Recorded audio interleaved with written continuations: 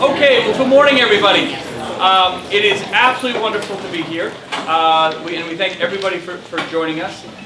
For 18 months, we really could not do public meetings, and kind of our what we call the Executive Council Road Show is an opportunity for all of the executive councilors and the governor to take at least one meeting on the road, and it's really one of the best, most unique ways for the public to come in and really see government in action, checks and balances in action. It's the only place in the country where you have a process like this with an executive council, where all the commissioners and the attorney general and all the councilors and basically the entire executive branch gets together in public, and the public can sit shoulder to shoulder with the commissioner. I'm going to pick a commissioner here somewhere.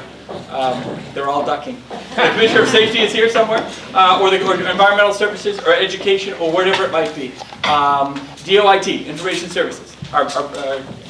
So there's just an opportunity to really engage in a one-on-one level. And that's exciting in a very public way. And so we get to share that with the communities, get kids involved and all that. So today we were honored. We always have a breakfast meeting when we do this. It was wonderful to be over at the Keene Public Library. That place is awesome.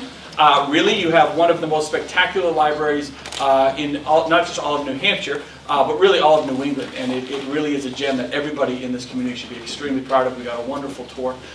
With that, I'm going to kick it over to Mayor George Hansel, who I think is with us somewhere. Mayor, are you with us? Yes. Mayor Hansel, thank you very much. Thank you very much, Governor and Council, for joining us in Keene today. This is really such a thrill, especially after the year we've had. And I especially want to thank Councilor Warrington and everyone who helped her put all of this together. It's really turned into a great day. And you couldn't have picked two better examples to hold your meetings and the different events today. So our Keene Public Library, which we all came from, just a fantastic community-based project. And right here, the Showroom, right next to the Colonial Theater, and all of it is part of our Colonial Performing Arts Center. I just have to highlight, along with all of the staff members and professionals that made these projects happen, it was an entire community that stepped up and just said, we need this here, and we are going to put our dollars down to make it happen. We are going to find the volunteers needed to make it happen, and we just did it. And I think that speaks really highly of the people here in the Monadnock region, but also our ability to collaborate and get things done, which is something that's been impressed upon me since I've lived here. And I'm very proud to be mayor of this city and a representative of this region. Just to highlight the Colonial Theater, this is the economic engine of downtown Keene. On theater nights, when different performances are going on, the restaurants are full, hundreds of people are walking around downtown. This is our economic engine. And a couple of years ago, I think 2016, we did a pretty comprehensive study about how much the arts actually contribute to our greater economy. And it was, I believe, $14 million. That's a lot of meals. That's a lot of butts in the seats for restaurant owners. That's a lot of t-shirts sold at Bees Tees. And so we're just so thankful and grateful for the talented people that make the arts happen. And I'm especially excited about this project here at the Colonial Theater. This sets us up for the next 100 years. And I know Alec's going to talk, Alec Doyle, the executive director, is going to talk about that in more detail. But I'm thrilled that you get to participate in celebrating the opening of this venue, and hopefully you come back to enjoy downtown Keene and come to a performance at the larger venue once it's open next year. But thank you. Great, thank you, Mayor.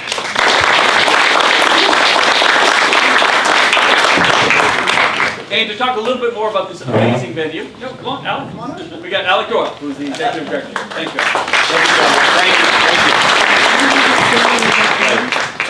That's Theater 101. Don't jump your cue, right? Yeah, exactly. I wanted to, first of all, congratulate the Governor and Executive Council. You guys have a pretty popular show here because we don't usually have a full house at a 10 a.m. matinee. And this is really outstanding. And I want to thank people who came today to participate in this.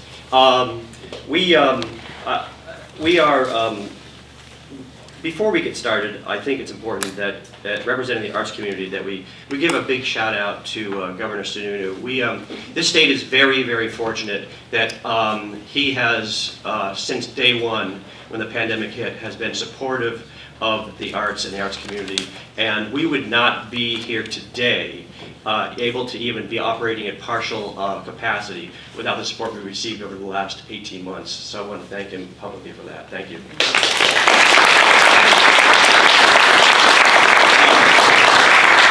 15 months ago, we made the bold, well, some may call it something else. We call it bold decision to take a 2-year, 2-phase project and condense it into 1 year. The 2 phases were originally this building and the reconstruction of this building and renovation and the main stage and back of house over to my right. This decision was made by leadership at the Colonial, and we decided to compress 2 years into 1 year, and we have had great success to date. It has not been without its challenges, but where you sit now in Showroom is one of the first important pieces of the strategic plan that we've been enacting for 3 years now. This space for emerging artists, for local artists, is going to complement what we do on our main stage with large touring companies and provide a springboard for lots and lots of emerging artists moving into the future. So we're really happy to have this as part of our, what we call our campus now. The theater next door is undergoing major improvements right now, which will be completed in March of 22. That is a complete redo of the back of house and a complete redo of front of house. It's going to change the entire face of downtown Keene, as far as I'm concerned, in terms of people's experience with the arts. Not only what we bring in, but also those arts organizations that we have to work with locally. And we're really looking forward to that opening up as soon as possible, obviously. In spite of a few delays due to the pandemic, and there were a few along the way here, we have managed to actually reach about 73% of our campaign goal already. Our campaign goal is $12.5 million. That is the largest independent campaign ever launched in the city of Keene. So as George said, we're really pleased and happy that the city has embraced this, and we look forward to moving forward. We have work to do. We have a lot of work to do, but we look forward to keeping this moving forward and to gaining some ground on that campaign in the next 6 months or so.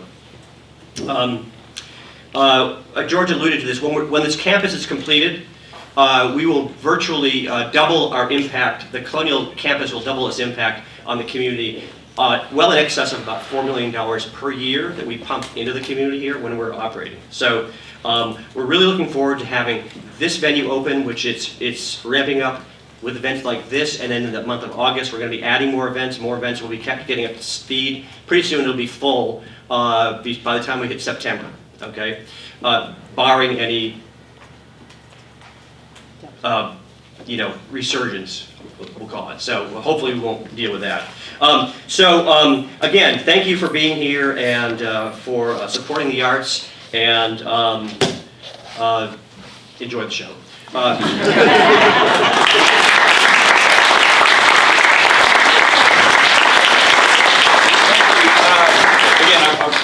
I just can't thank enough. I'm always looking forward, right? I'm never looking to go back to the pandemic, but I really have to say, not just Alec, but the entire community across the state, the playhouses, the theaters, the open live venues.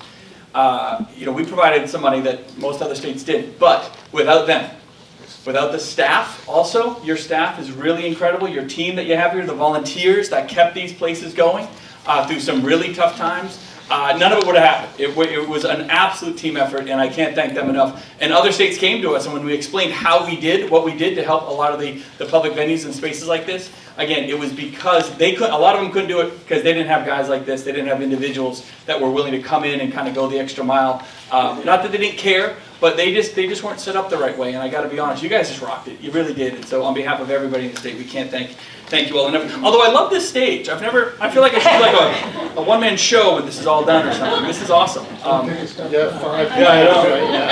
Yeah, exactly. 5 players. With that, I'm going to kick it over to really our host this morning. The reason we are here is Councilor Warmington, who represents this entire Executive Council of District 2, one of the most unique districts temporarily. I think it's going to hopefully get fixed next year. But we're one of the most unique districts in all of the country, from border to border, right? Maine to Vermont, Yes. right across the state. It's one of the hardest districts to travel. It really is, and I think she does actually a very, very good job getting out to each of the communities, finding what's going on in each of them, and talking to individuals one-on-one. And it was her idea to host us here in Keene this morning. So with that, I will kick it over to Councillor Wormington. Thank you.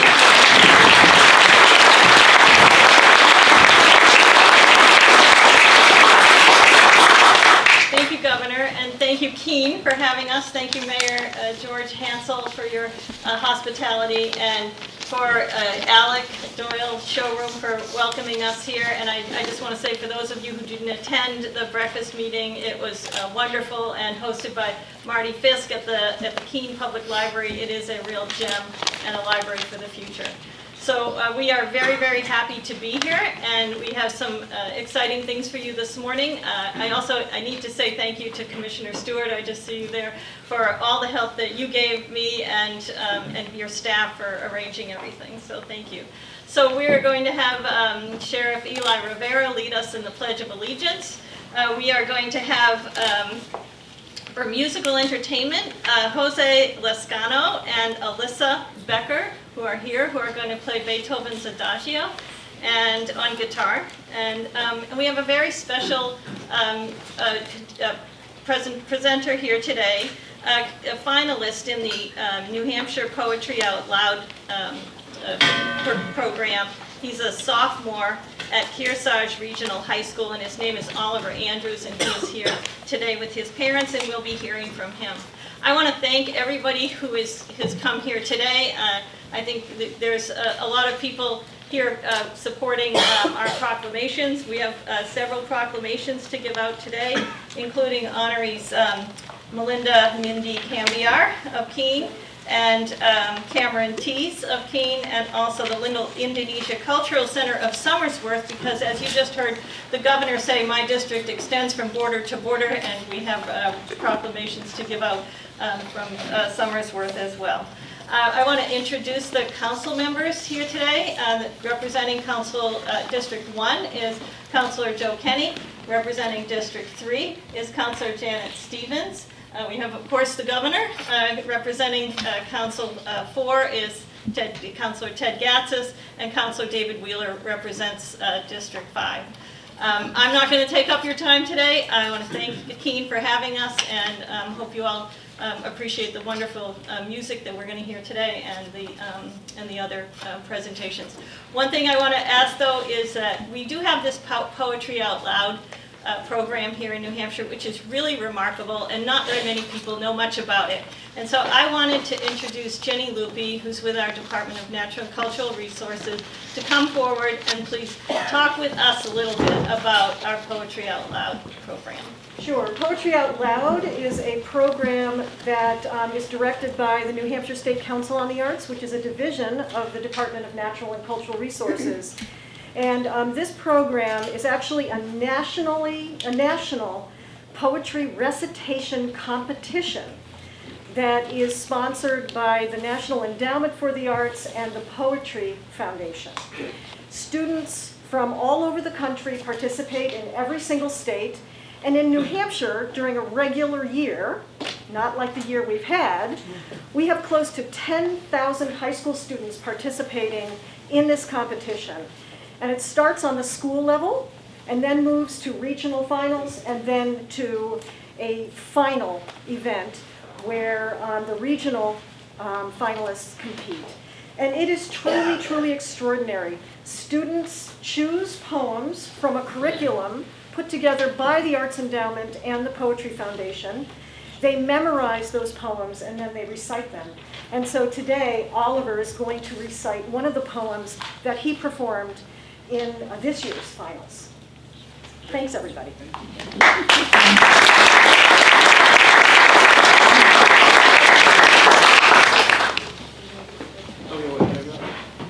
I think now I'll call forward Sheriff Eli Rivera to lead us in the Pledge of Allegiance.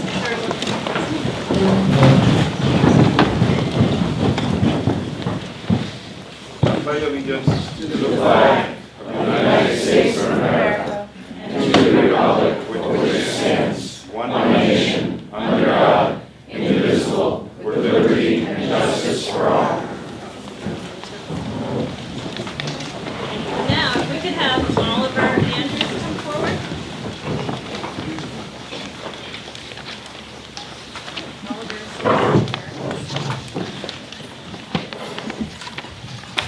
thank you very much. I will be reciting the poem, Try to Praise the Mutilated World by Adam Zagajewski. Try to praise the mutilated world. Remember June's long days and wild strawberries, drops of rosé wine, the nettles that methodically overgrow the abandoned homesteads of exiles. You must praise the mutilated world. You watched these stylish yachts and ships. One of them had a long trip ahead of it, while salty oblivion awaited others.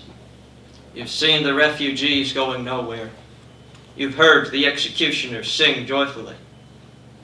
You should praise the mutilated world. Remember the moments when we were together in a white room and the curtain fluttered. Return in thought to the concert where music flared. You gathered acorns in the park in autumn, and leaves eddied over the earth's scars. Praise the mutilated world, and the gray feather a thrush lost, and the gentle light that strays and vanishes and returns. Thank you very much.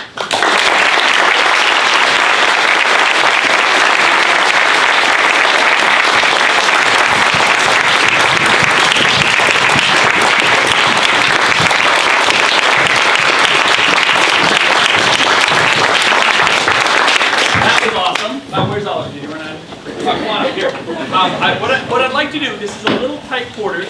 That was terrific.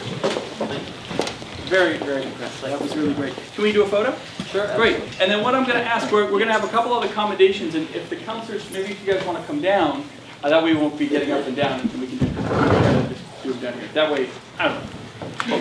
Come on over. Thank you. Where? Right. Oh, is it? Hi, how are you? Are you Dad? Yeah. Oh, nice to see you.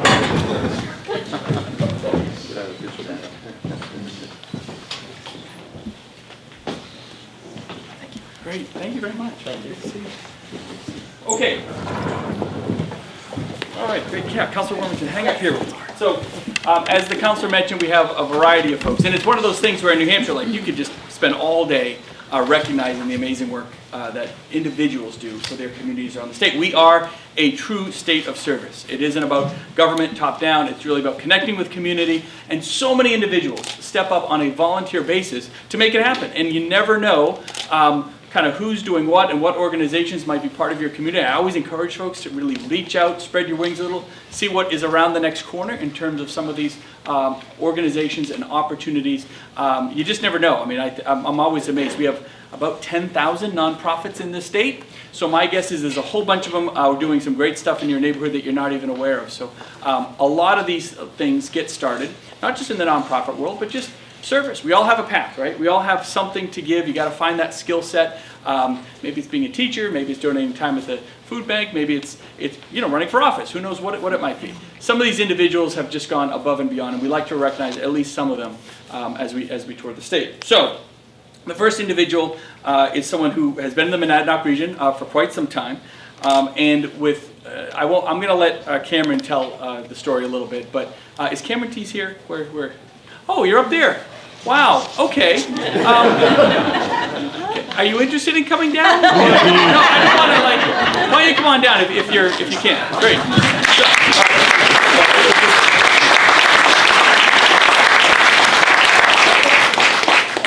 So while Cameron is coming down, I will embarrass him a little bit and tell you Cameron is an individual that went through something traumatic with himself and his family and said, I just want to help others. You never know what can happen to you, but when someone can take that difficult time and turn it into a strength and an opportunity for the rest of the community, it's just absolutely something to champion. So Cameron, come on up. Good to see you. Nice to see you. So I'm just going to give a little bit of the resume. Maybe you can just talk a little bit about some of the things happening in the community, but you've worked with Granite United Way. All right. Monadnock United Way. Monadnock United Way. Yep. Oh, good. Oh, we got some other folks up here. Yep. Now, you went through something, was it your son that had a traumatic brain injury? Yeah. Yes. And then you opened up your house for other folks with disabilities. because of Monadnock Developmental Services allowing us to bring Sean home from Boston and spend the last 12 years at his own home on Grant Street. Subsequently, other people with disabilities live there. Yeah, that's amazing. That really is amazing. So we have a commendation.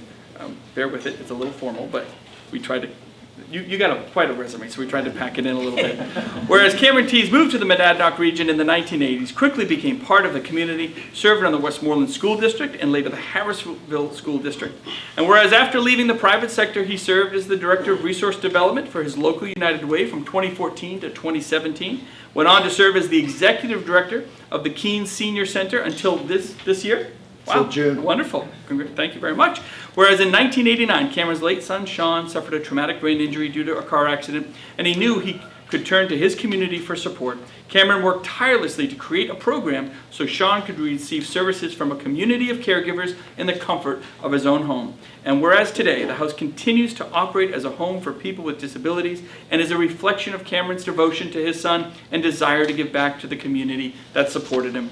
And whereas he's a pillar of his community and the Greater Keene Chamber of Commerce has recognized Cameron's efforts with their Community Service Award. Now therefore I, Christopher T. Sununu, Governor of the State of New Hampshire, do hereby commend Cameron Tees for his service to the Keene community and wish him all the best. Thank you.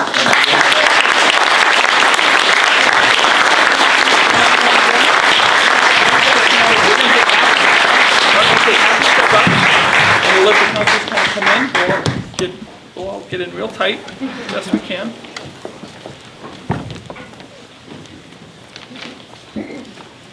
Have to use the, like, pano filter.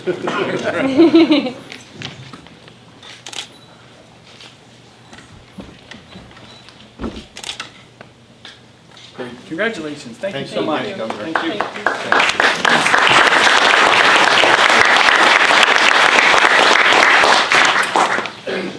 Oh, this is it. Mindy, where is, I know Mindy's here somewhere. Mindy Cambier. So, yep. Yeah. So a lot of folks around here know the community kitchen. And Mindy was a big part of starting the community kitchen back in 1982. Like it was yesterday, right? Like it was yesterday. Oh, it feels like yesterday. It has been an absolute pillar and staple of this community for quite some time. And then really going on and doing a whole bunch of other amazing stuff. So I don't want to like put you on the spot, but from starting the community kitchen back in 1983, or 1982. Well, we started the project. The project in 82, I think the doors opened in 83. I was 9 years old. I was not. I was 9 years old. And the 100-night shelter. We work with the 100-night. Do you want to talk a little bit? Oh, just talk about the community kitchen, just in terms of what it does, and you know, for those who might not know. And Community kitchen. So when we started the project to open the community kitchen, we were told that there were only 7 hungry people in Keene, and that they got a voucher once a week from the Salvation Army to eat at the diner. So, well, I'm not sure that solves the problem. right. We got the support of St. James Episcopal Church right off the bat. They were wonderful. They opened up the dining room under craft space at the church for 2 meals a week.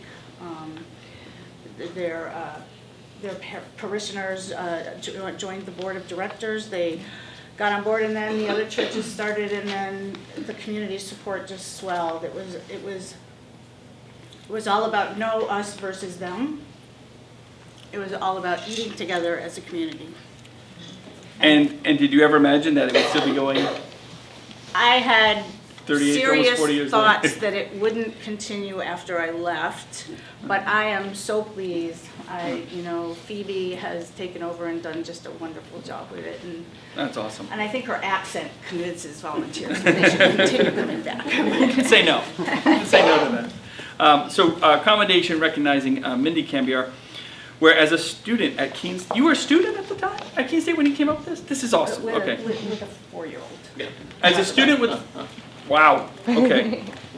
I want to give you a hug, but I don't know if that's appropriate, so I won't.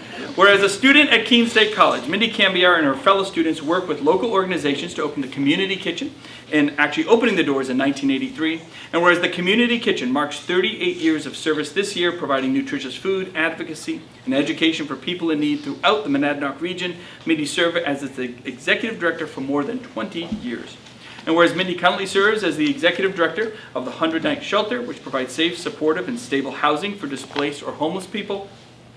And whereas, even in the face of her own challenges, Mindy is focused on serving others and ensuring that everyone in the community is treated with dignity and respect.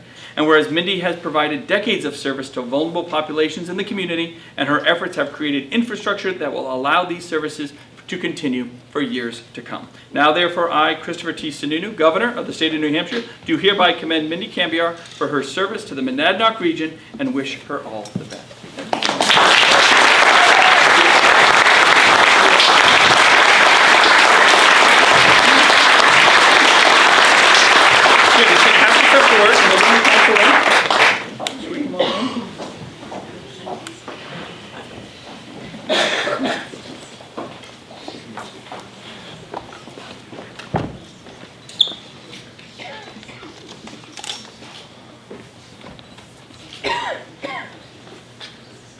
Congratulations. Thank you again. Thank you. Oh, wonderful.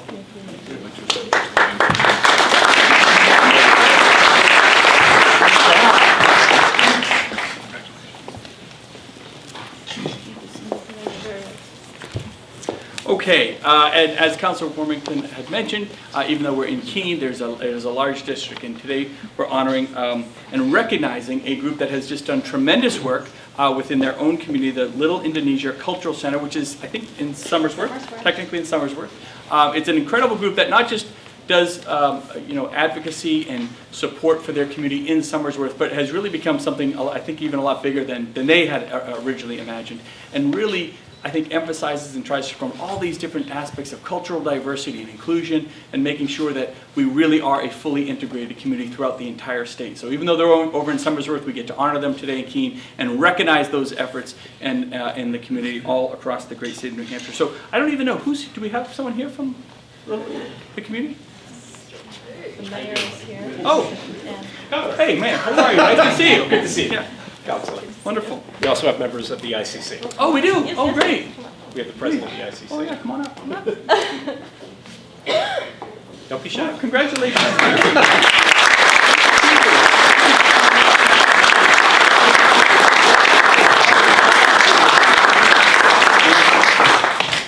Can you just tell us a little bit about the ICC? So the ICC, which I'm going to turn it over to Rachel Rao, who is the president here. I'm Dana Hilliard, mayor of the city of Somersworth. It is so great to be in Keene to share some moments here with my mayoral colleague. Somersworth is the smallest city in the state of New Hampshire, 10 square miles. And we boast ourselves on not only our diversity, but being known as the welcoming city in the state of New Hampshire for our commitment to diversity and cultural ethnicity. And out of that 10,000, 1,100 population, we have 2,500 Indonesian members of our community. And about, say, 5 years ago, Rachel Rao and I were having a simple conversation over a cup of coffee and decided how cool it would be to create the first Little Indonesia in the United States of America. And how cool it would be to be in the smallest city in the state of New Hampshire. Rao. Yeah, so thank you everyone, thank you Governor. It is such an honor for us to be here for this opportunity. But yes, so we are so very grateful for the work with the city of Somersworth, with the mayor, and everyone in New Hampshire. I think it's our home. New Hampshire is our home, and you wonder why 17% of population of Somersworth are Indonesian, and in New Hampshire alone is more than 5,000, I think, based from our data 3 years ago. So with this Little Indonesia Cultural Center, after we opened it in two months ago, it has become the hub for the whole community. It has become the hub of resources, and the goal is to build a community, right? The vision is to build a community. When we build a community, we build economy, right? When we connect when we do this, we're trying to strengthen the partnership between Indonesia and the United States. So no pressure on us. Having that to be not only the first one in the nation, it is the very first one in the world. So we work with the Indonesian Vice Minister of Foreign Affairs and all of the embassy and the consulate based in New York and in DC. They have told us to just start and work with the mayor, the city, and work with everyone else and be the hub, be the helpers. Now that center is not only the cultural center, the gift shop.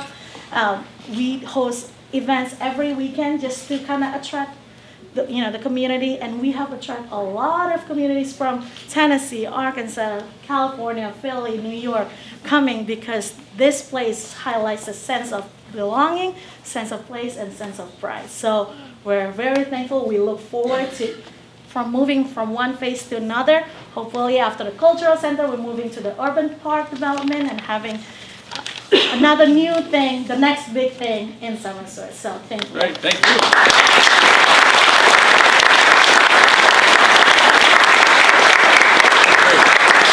So we do have a commendation recognizing Little Indonesia Cultural Center, whereas the Indonesian Community Connect, the ICC, is committed to bringing communities together and bringing awareness to the importance of cultural diversity and heritage throughout education and festive affairs. And whereas the ICC has worked diligently to create the Little Indonesia Cultural Center, the first of its kind in the nation, and whereas the Indonesian community has a large presence in the Somersworth area and has made many contributions to the Granite State, and the Little Indonesia Cultural Center promotes the importance of inclusivity, community, and a sense of belonging. And whereas it will offer opportunities for connection and provides a place for people to gather and learn about Indonesian culture and art while supporting local businesses, and whereas the Little Indonesia Cultural Center is a true community effort with members of the ICC, volunteers, community leaders, and members of the Indonesian community working together to make the center possible. Now therefore I, Christopher T. Sununu, Governor of the State of New Hampshire, do hereby commend Little Indonesia Cultural Center for their efforts to bring communities together and congratulate the ICC on the opening of the Little Indonesia Cultural Center.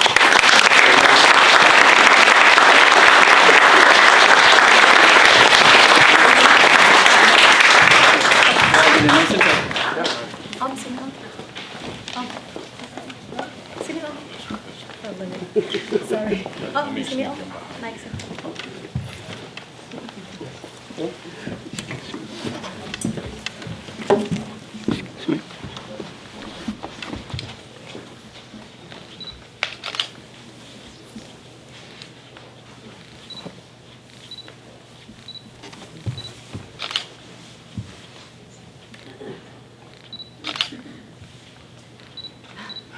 Okay, excellent. No,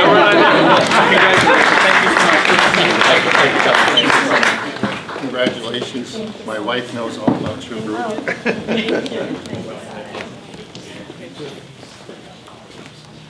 Oh, okay, great. Okay, great. And they're the same, right? Yeah. Okay, great. I'll get the one from the back. Great. So, is Steve, where's Steve? Come on up. We have folks that have gone, we have this whole pandemic we have been dealing with. How are you? Nice to see you. We've been dealing with over the last 18 months, as everybody knows, it has been life-changing, it has been game-changing. The state of New Hampshire, I can say with a lot of pride, and I think all of our chests puffed out a little bit, we rocked it here in New Hampshire. And we didn't rock it because just on the government side, we did it because there was real community engagement. We had folks stepping up out of their comfort zone saying, what can we do to help? How can we make this whole very terrible and scary process more successful for our communities? And so we are recognizing today New Hampshire's vaccine volunteers that got, again, just stepped up and said, what can I do to make this happen here in our community? In fact, one of the groups, it's the Monadnock Greater Monadnock Public Health Network. The Greater Monadnock Public Health Network. I had to get that name right. They were supposed to be here, but guess what they're doing today? They're running a vaccine clinic, right? So they are out there. So we Steve, why don't you talk a little bit about the involvement? Yeah, so I actually work for the Greater Sullivan County Public Health Network, and it is really a 1.5 team, person team. So it's myself and some other team members who have helped out. I work for Dartmouth. And since the start of COVID, I started on December 28th, and on December 29th, I was at my first COVID clinic after switching from working on an ambulance for 11 years. And so we have run over close to 50 mobile clinics in my area, separate from the fixed site. We vaccinated right around 3,500 people. And it's been a great group of volunteers. We've relied heavily on the Medical Reserve Corps, and I've had just a really solid group of 4 or 5 that have helped at every single clinic that I've been at, and I can't thank them enough. I wish they could have been here to be with me today. Well, thank you. Thank you. So we're discussing, I mean, there's a whole variety of groups across the state. We're finally, now that the pandemic aspect is really there, we're still managing COVID, of course, but we do get to go out and do a little bit of this and start thanking folks. You know, again, it is an absolute team effort here. Oh, I see Commissioner Shibinette, big part of the team. The bench coach, let's call it the bench coach, head coach, bench coach.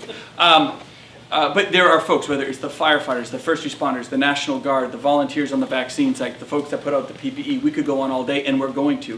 We're going to be traveling the state over the next few months and just thanking folks, along with the Executive Council, because so many folks were able to be part of our success. And again, I'm just going to repeat what I said before. Other governors call all the time, and they say, how are you doing this, how are you doing that? And especially on the vaccine, we got it out really, really quick with wonderful customer service. I mean, very, very few, not zero, but very, very few issues in terms of getting people in, calming their anxieties, getting them that vaccine they needed, and allowing it to move forward. And because of individuals like this, and I really mean this sincerely, because it was such a smooth process logistically with the help of the National Guard and folks just having that kind of caring eye, knowing that, you know, a couple might be coming in, a lot of anxiety. Gee, I'm here, the Army's, you know, the National Guard is there. It can be a little intimidating, but having that customer service aspect, that caring one-on-one approach right off the bat, and with the help of everybody moving them through the system, sometimes in a matter of 15 minutes, that is one of the reasons, it's one of the secrets for why we were for a while #1 in the country in getting the vaccine out. Because people went home and said, oh my God, it was so easy.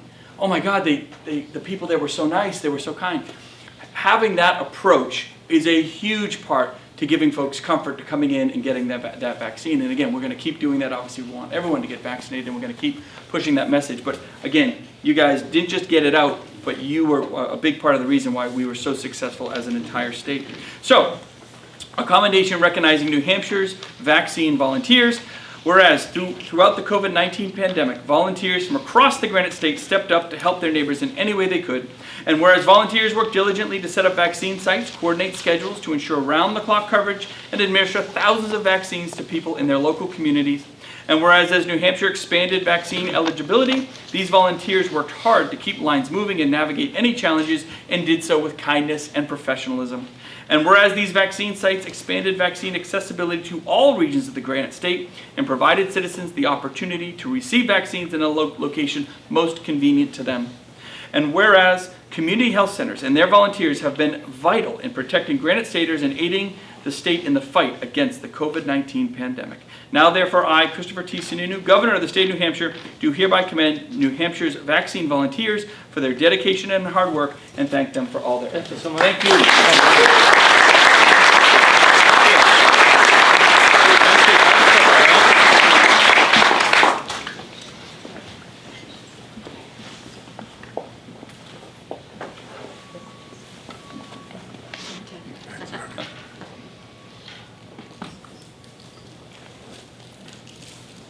Great, thanks again. Thank you.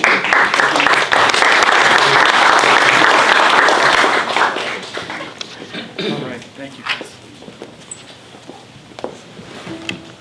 So now we're going to hear from our musical presentation. Jose Lascano is with an instructor with Keene State College, and he is a 2-time Grammy nominee for musical performance and for composing.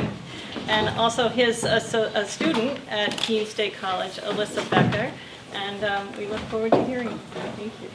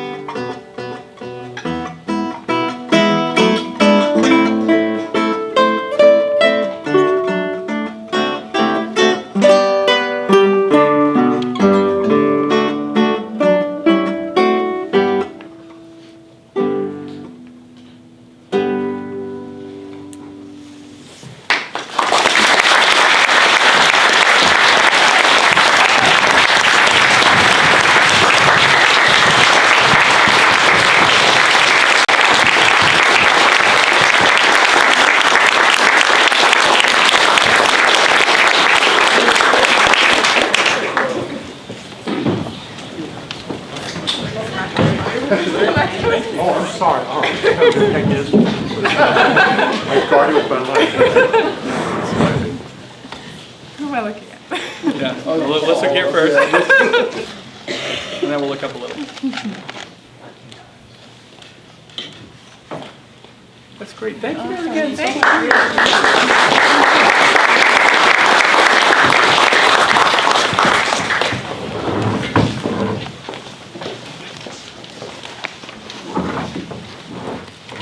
Okay, that was terrific. Always get this off in the right mood, right? For good government.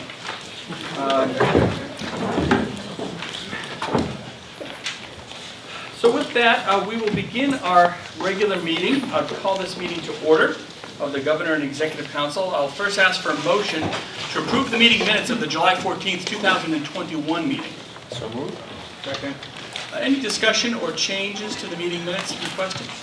Councilor Warrington? I just note that the last line ends with just a cut-off sentence. The next regular governing executive council meeting is scheduled for August 4th at, and there's just a blank there. Just fill in the blank. Great, with the location of here.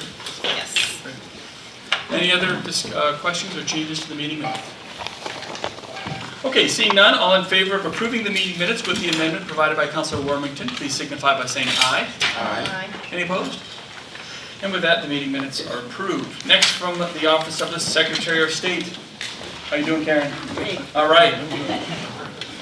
We do have our civil commissions. Could I please have a motion to confirm the list of civil commissions? So moved. All in favor of the list of civil commissions, please signify by saying aye. Aye. Any opposed? The list of civil commissions is approved. Are there any new nominations to place on the list this week? Okay, hearing none, the matter of civil commissions is concluded. We have 3 resignations from our board to accept today. From the Board of Dental Examiners, could I please have a motion to accept the resignation of Ellen Legg of Portsmouth? So moved. Second. Any discussion? Hearing none, all in favor signify by saying aye. Aye. Any opposed? And Ms. Legg's resignation is accepted. From the Current Use Advisory Board, could I please have a motion to accept the resignation of Andrea Louie of Nottingham? So moved. Second. Any discussion? Okay, hearing none, all in favor signify by saying aye. Aye. Any opposed? Ms. Louie's resignation is accepted. From the New Hampshire Health and Education Facilities Authority, could I please have a motion to accept the resignation of Alan Moses of Portsmouth? So moved. Second. We have a motion and a second. Any discussion? Hearing none, all in favor signify by saying aye. Aye. Any opposed? And Mr. Moses' resignation is accepted, and that concludes resignations. We have a few folks to confirm this week. To begin, I'd ask for a motion to confirm Leo Urban of Manchester to the Board of Landscape Architects. So moved. Second. Any discussion? Hearing none, all in favor signify by saying aye. Aye. Any opposed? Mr. Urban's confirmed. Could I please have a motion to confirm Brianna Cameron of Hooksett to the Board of Licensure for Interpreters of the Deaf and Hard of Hearing? So moved. Second. Any discussion? Hearing none, all in favor signify by saying aye. Aye. Any opposed? And Brianna is confirmed. Could I please have a motion to confirm Samantha O'Neill of Merrimack to the Board of Nursing? So moved. Second. Any discussion? Seeing none, all in favor signify by saying aye. Aye. Any opposed? Samantha is confirmed. Could I now please have a motion to confirm Christopher Elms Jr. of Concord as the Deputy Commissioner for the Department of Energy? So moved. Second. Any discussion? Seeing none, all in favor signify by saying aye. Aye. Any opposed? Opposed. Noted and no. Chris Elms is confirmed. Could I please have a motion to confirm Andre Grier of Oak Brook, Illinois as the Deputy Commissioner for the Department of Transportation? So moved. Second. Any discussion? Seeing none, all in favor signify by saying aye. Aye. Any opposed? And Andre is confirmed. Could I please have a motion to confirm Thomas Franz of Andover as the Director of the Division of Regulatory Support for the Department of Energy? So moved. Second. Any discussion? Hearing none, all in favor signify by saying aye. Aye. Any opposed? Mr. Franz is confirmed. Could I now please have a motion to confirm Mark LaChance of Gilmanton to the Fish and Game Commission? So moved. Second. Any discussion? Hearing none, all in favor signify by saying aye. Aye. Any opposed? Mark is confirmed. And now could I please have a motion to confirm Stephen Howell of North Woodstock to the Passenger Tramway Safety Board? So moved. Second. Any discussion? Hearing none, all in favor signify by saying aye. Aye. Any opposed? And Stephen is confirmed, and that concludes our confirmations for today. I do have a few nominations to simply read into the record. As the Assistant Commissioner for the Department of Environmental Services, I nominate Mark Sanborn of Laconia. To the Board of Acupuncture Licensing, I nominate Amy Goldstein of Concord. To the Board of Dental Examiners, I nominate Virginia Moore of Goffstown. To the Board of Nursing, I nominate Joni Menard of Hopkinton.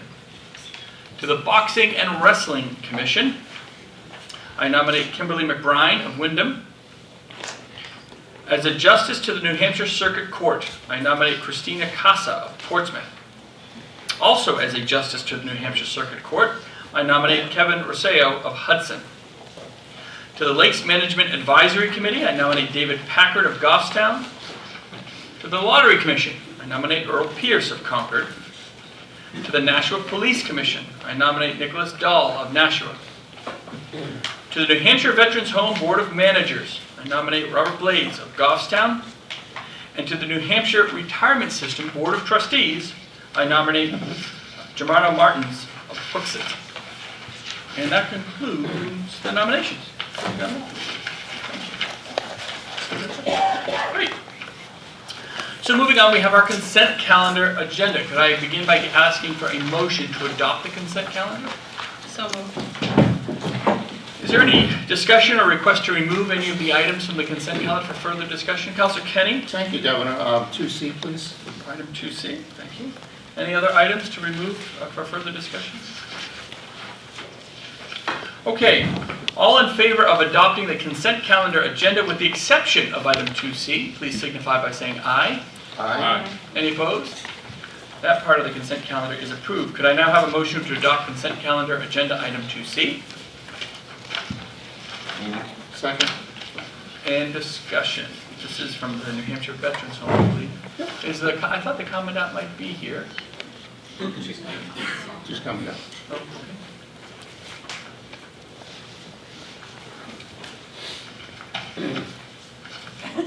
Good morning, coming I in. know, How are I'm a you? little short, sorry, Governor. Oh, trust me, you carry a very big presence I when you can't walk see in him the at all. room. That's great. Good to see you. For the record, my name is Margaret LeBrecq. I'm the Commandant of the New Hampshire Veterans Home. Morning, Commandant. Morning, Councilor sir. Kenny, I had a question for you.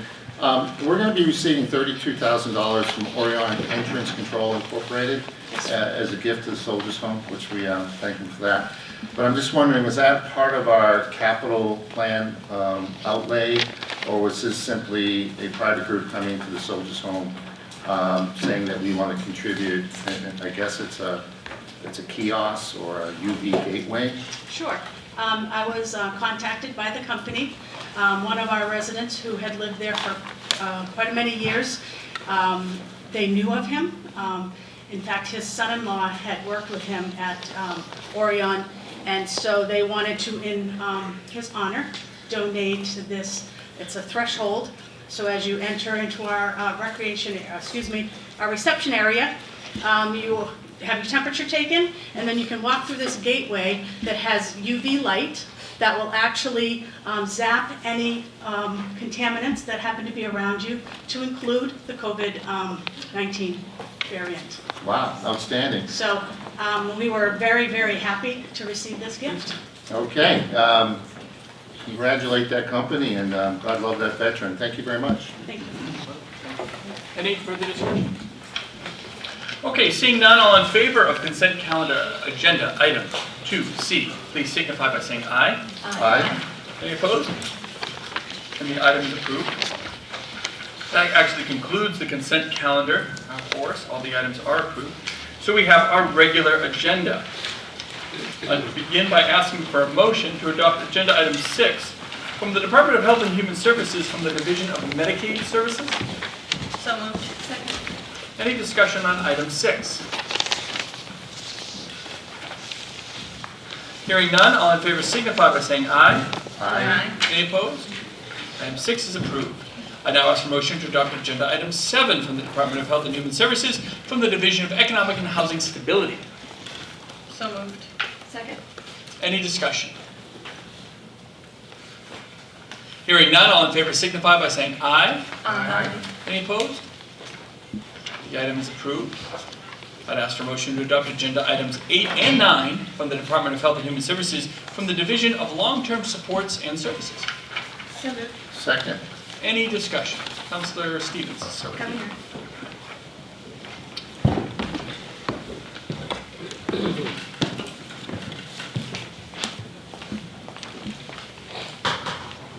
Good morning, Commissioner Shibanette. Commissioner, in regards to the Delta variant, are we starting to take enhanced measures with our long-term care facilities? We have one active case in Laconia at this time. Any thoughts, any comments on how we're going to approach this?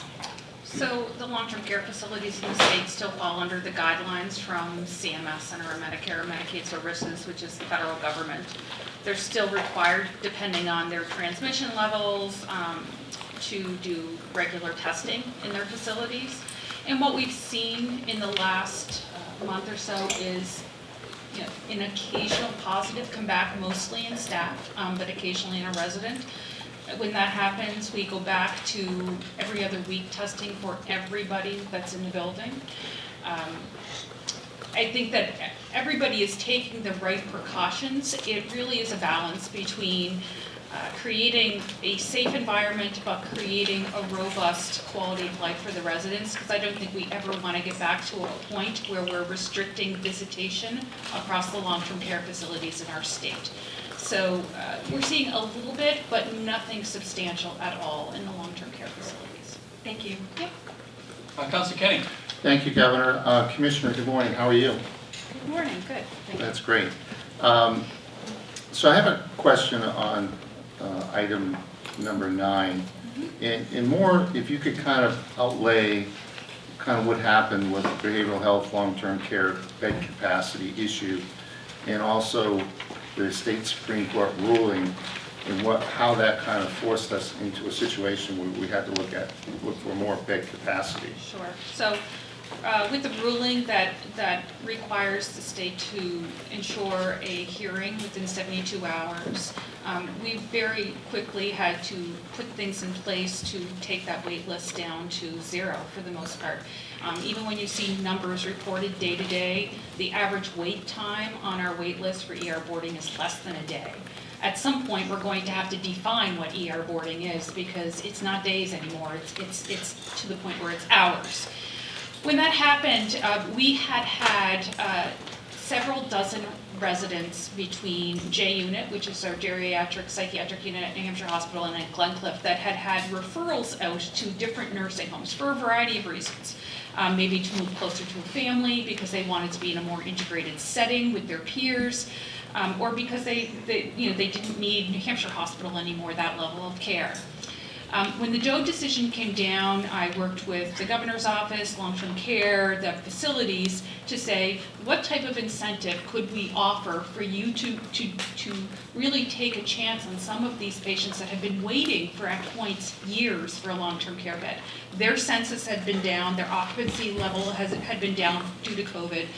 So we worked out an incentive program that they would admit patients from our geriatric unit and Glencliff that had already had referrals out to long-term care, and it really worked. We've authorized 37 people to go, and I think it's about 27 have left so far, and that is a win-win for everybody, because it opens up bed capacity at New Hampshire Hospital, and it also puts those patients, those residents, in a more integrated, less restrictive environment. They're now living in a nursing home with people their own age that don't have mental illness. They get to go out on bus trips and go to the beach and all of those wonderful things that long-term care does for our residents. So it was a win-win all the way around for everybody. So I have a question here. We have a couple of those long care facilities that are out of state. I see one is Genesis Administrative Services, Kent Square, Pennsylvania. And then we have another one, Sonia Senior Living, Lynnfield, Massachusetts. Can you explain why we pushed it out into other states? The residents didn't go to other states. Those are the corporate offices of the facilities. So the Pennsylvania corporate office is Genesis. Genesis owns 31 buildings in the state of New Hampshire. So although that's who we contracted with the corporate office, those residents are still in New Hampshire, in New Hampshire nursing homes. Okay. Just a little asterisk next time. Thank you. Okay. Thank you, Commissioner. You're welcome. Further discussion, Councilor Wilmington. Commissioner, thank you for your work on reducing the wait list. Very important, and I looked yesterday, and numbers are continuing to be decreased. I'm just wondering, you've talked before about having both front door and back door options. This one's clearly being used as a back door right now. Is there any anticipation that these beds would be used as a front door option? This is truly back door. Right. The incentive beds for long-term care, probably not. Most of the residents that are flowing through New Hampshire Hospital and Glencliff to long-term care needed a period of stabilization in an acute facility. They were acutely ill at some point in their illness, and through weeks, months, or years, they stabilized at either New Hampshire Hospital or Glencliff, or sometimes both. There are many front door options coming. You approved mobile crisis dollars in the last couple of meetings. You will see CTI pilot programs rolling out January 1 with 4 different teams, and then July 1 next year with all 10 areas represented. The system of care for children, you've seen dollars, and there's dollars on this agenda and past agendas around children's system of care, and there. DRF beds at different community hospitals. You will see probably 10 to 12 of those in the next year. Additional beds for acute stays, short-term beds. So I think that over the last 12 to 18 months and the next 12 to 18 months, you've seen investment in both the back door and the front door of the problem. So with respect to these nursing home facilities that are now taking patients kinds of patients they may not have managed in the past. The staff may not be accustomed to managing milieu. They may not be accustomed to handling de-escalation, restraints, psychotropic medications. Is the department increasing its survey activity of these nursing homes now that we're contracting with So a them? couple of things that we've done. We've set up a consultation service through New Hampshire Hospital if the facilities have a question about the residents that they've taken. The nursing homes are surveyed on psychotropic medications every year, if not more often. Most facilities are accustomed and are required to provide behavioral health and psychiatric care to the residents of their facility. Depression, anxiety amongst the elderly is not that uncommon. I think that with some of these residents that we transferred, there were some unique needs that we worked hand in hand with the facility to train their staff if that's required. And New Hampshire Hospital stands ready to go in and either do telehealth conferences or even additional training in those individual facilities to help better take care of those residents. It truly is a partnership and a collaborative effort between them and us. Thank you. Great, thank you. Further discussion on these items? Okay, seeing no further discussion, all in favor of items 8 and 9, please signify by saying aye. Aye. Any opposed? The items are approved. I now ask for motion to adopt agenda items 10 and 11 from the Department of Health and Human Services from the Division of Public Health Services. So moved. Any discussion? Councilor Stevens? Just one change. It's actually Portsmouth is the headquarters for Crossroads. In the first paragraph.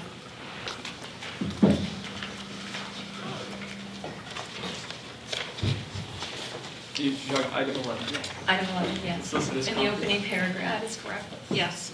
Yes. That should be corrected. Okay. Thank you.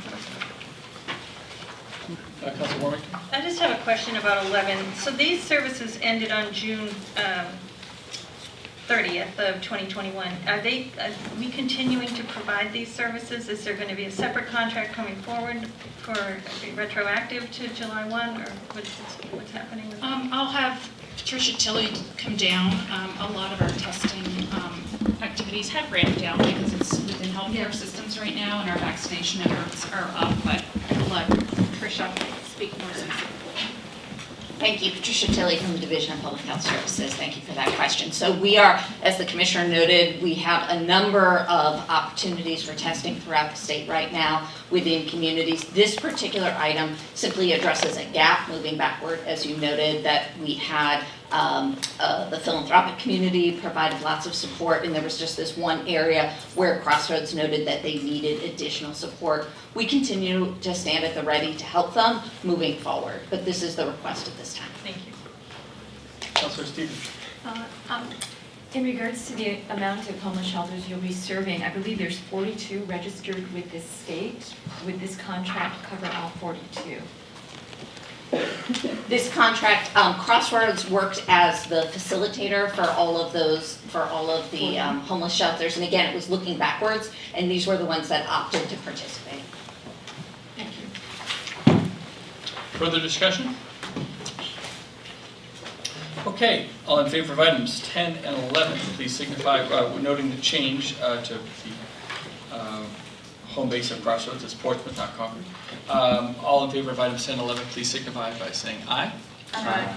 Any opposed? The items are approved. I now ask for a motion to adopt agenda items 12 and 13 from the Department of Health and Human Services from New Hampshire Hospital. So moved. Second. Any discussion? Councilor Stevens?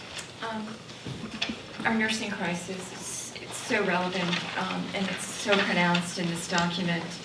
There's 100% vacancy at Glencliff for the second shift. We've got a crisis. We do, statewide and in all sectors of healthcare. I think what you'll see coming from the department in the next month or so is a very comprehensive strategic contract to recruit workforce into the state. I think, one of the things that we've missed in prior attempts to do workforce recruitment is we recycle a lot of our staff, our healthcare workforce within the state. They move from one hospital to another hospital or one nursing home to the next nursing home. We really need to get new entrants into the workforce instead of recycling the current. So we are putting together a very comprehensive plan to do exactly that. Glencliff is uniquely in crisis because of their location. You know, they're in the middle of nowhere, and they have a very, very hard time. This contract, this vendor, Maxim, has been very, very helpful with staffing the shifts that we need staffed at both Glencliff and New Hampshire Hospital. Please. Follow-up, please. Our nurses were not entitled to first responder stipends, is that correct? I don't have that specific information with me. I don't think under the first, it was a separate one. nursing stipend aside from the first responder stipend as part of the pandemic. Okay. Yeah. Just some of the conversations I've had with nurses, they have not received any sort of bonus. They've had lunches, they've had dinners. So my question or recommendation is, with premium pay coming into these municipalities as part of our local relief, you know, it would be great to get the message out that, again, these funds can be used for private sector healthcare settings. I think, you know, different areas of healthcare industry responded uniquely to their situation. I know that there were bonuses for nurses in like long-term care settings. I know across the board there were some hospitals that took some of their federal dollars and created incentive programs for their nurses in their hospital.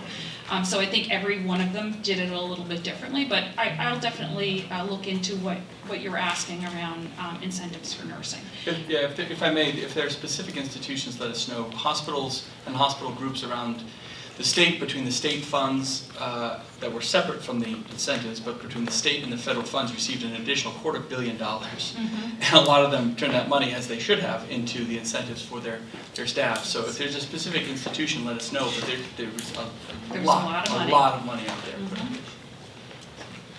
There is. Yeah. Councilor Kent. Thank you, Governor. I don't want you to get away, Commissioner, but I do have a question on a current topic that's very relevant to housing. Apparently, the federal law for the eviction moratorium for low to moderate income tenants is ended. How is that going to impact New Hampshire? I know the White House has weighed in with regards to providing regions that are COVID intensive, that evictions moratorium might stay in place.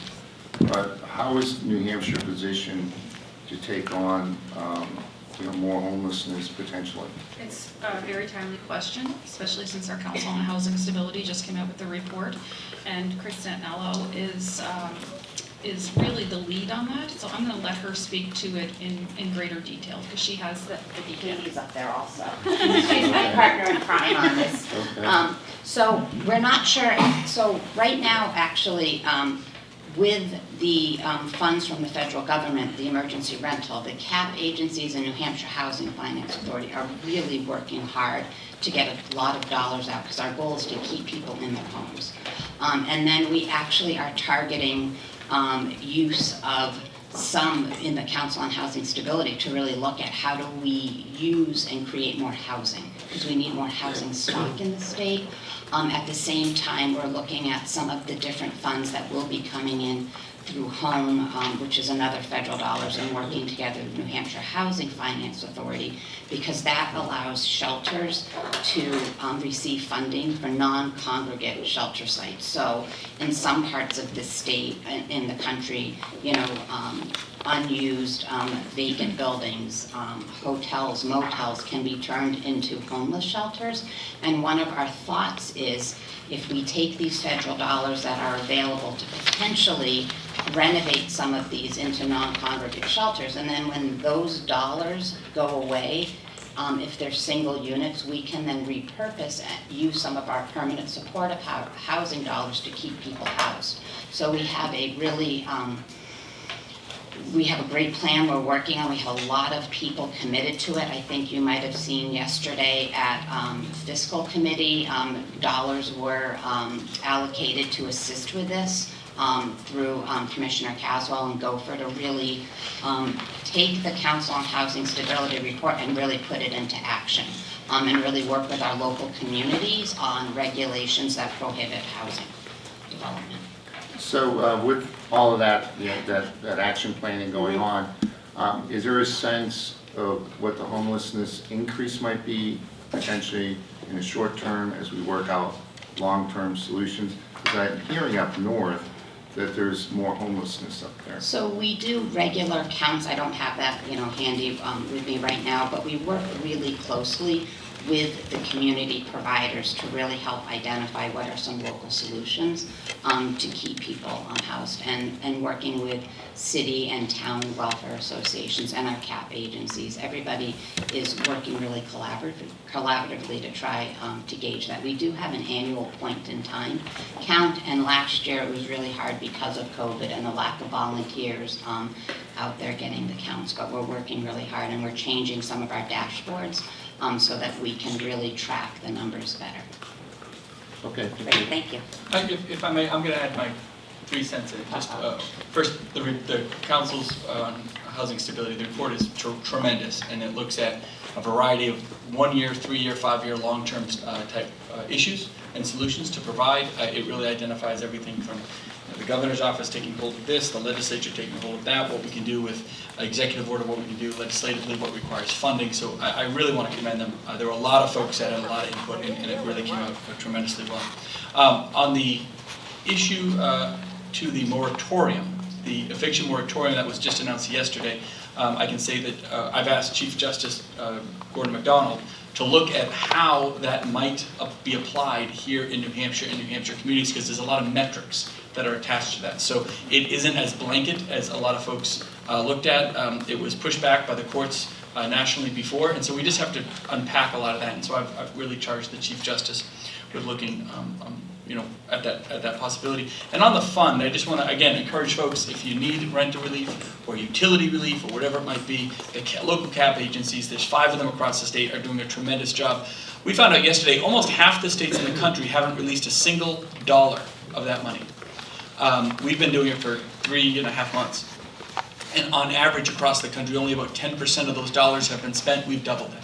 So we're still a long way to go, and it is a very cumbersome federal process. It is a very cumbersome application. It drives me crazy. But the team is really doing a great job, not just at the state level, but the CAP agencies. I really want to commend them. There's a lot of volunteers and a lot of time in those organizations. And again, we're kind of leading the country in the whole thing. But so a couple different pieces there in terms of how this new moratorium is going to apply to us and what communities it might apply to. The real number behind the homelessness issue of COVID, if you looked at 2010 to 2019, the actual number of homeless individuals actually dropped. But 2020 and COVID may have really exacerbated that in getting that accurate data. We have a number for 2020, but we want to make sure it's accurate. So we're digging in. The real complication, I think the necessity of different wraparound services for those individuals has very much intensified and increased. So it's not just providing a home, it's making sure they have all the other additional supports, and I think the state is just much smarter about knowing what supports to provide and how, and that's where I think the real emphasis has to be provided. So again, I think the team's doing a great job, a lot of work to do on this, a ton of work, and thank you, Chris, because I know you have a 26-hour-a-day job trying to manage all of this. Well, I want to compliment and commend the governor because you carried over, I think it was CARES funding in the amount of $50 million, correct? Additionally, Judge King is citing a figure of $200 million that's available. His goal is to prevent, a backlog in the circuit courts. So he is getting the word out within all of his circuit courts. So the message is no one should be going through an eviction, and this is a win-win for tenants and for landlords. The funds are there, it's 15 minutes to apply. And I'm going to pile on that. The state has never seen judges. The judges themselves are stepping up like never before. They are part of the one-on-one solutions because, just to your point, they don't want that backlog in their court. And the judges are working directly with tenants and landlords to get them those funds, which I thought was totally amazing, and I can't thank them enough. They're really doing a great job. Yes, Councilor Gatzis. Thank you, Governor. Once somebody gets brought up to date on their eviction, do they get another opportunity to not pay rent? I'm not sure about that. I don't think so. I mean, I think the CAP agencies, it's pretty much, because it has to be COVID related. So And I know they can actually pay some funds forward, so I don't have those details. I can reach out to Dean on that. Can we get an answer on that, please? Sure, I'll follow up with Dean at New Hampshire Housing and have him reach out to you. Just to pile on again. I understand New Hampshire Legal Services has kind of reconstituted itself with another group. Is your agency working with them at all?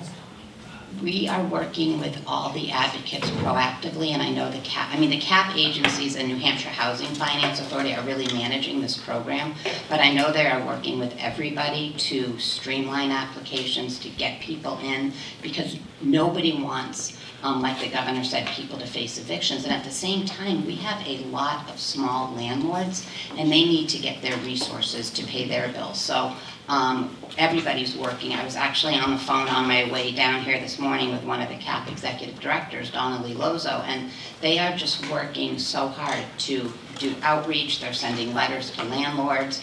They're working with everybody. So even when we had the original eviction assistance, rental assistance program under CARES Act back in the fall, we worked really collaboratively with the legal assistants and attorneys. Okay, thank you. Additional, Councilor Warren? Another off-agenda topic, Commissioner.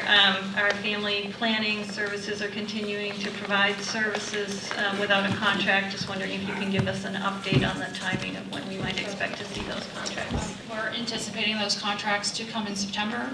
We are doing abbreviated audits on 1 month's worth of detail for each of the organizations between now and the September date, so that by the time we bring the contracts forward, we will have an abbreviated audit on each organization. Thank you. Further discussion? Okay. All in favor of items 12 and 13, please signify by saying aye. Aye. Any opposed? The items are approved. I now ask for a motion to adopt agenda items 14 and 15 from the Department of Health and Human Services from the Division of Behavioral Health. So moved. Second. Thank you. Any questions on items 14 or 15? Councilor Stevens? In regards to item 15, there was one vendor that had requested advanced startup fees in the amount of $110,000, and I'm totally in support of this program, but I'm just curious what those funds would be used for. And that was the Chase home. I don't have that information. I'm looking for Joe. Do you have? Gotcha. Gotcha's coming down to answer that question. I'm coming down, not necessarily answering the question.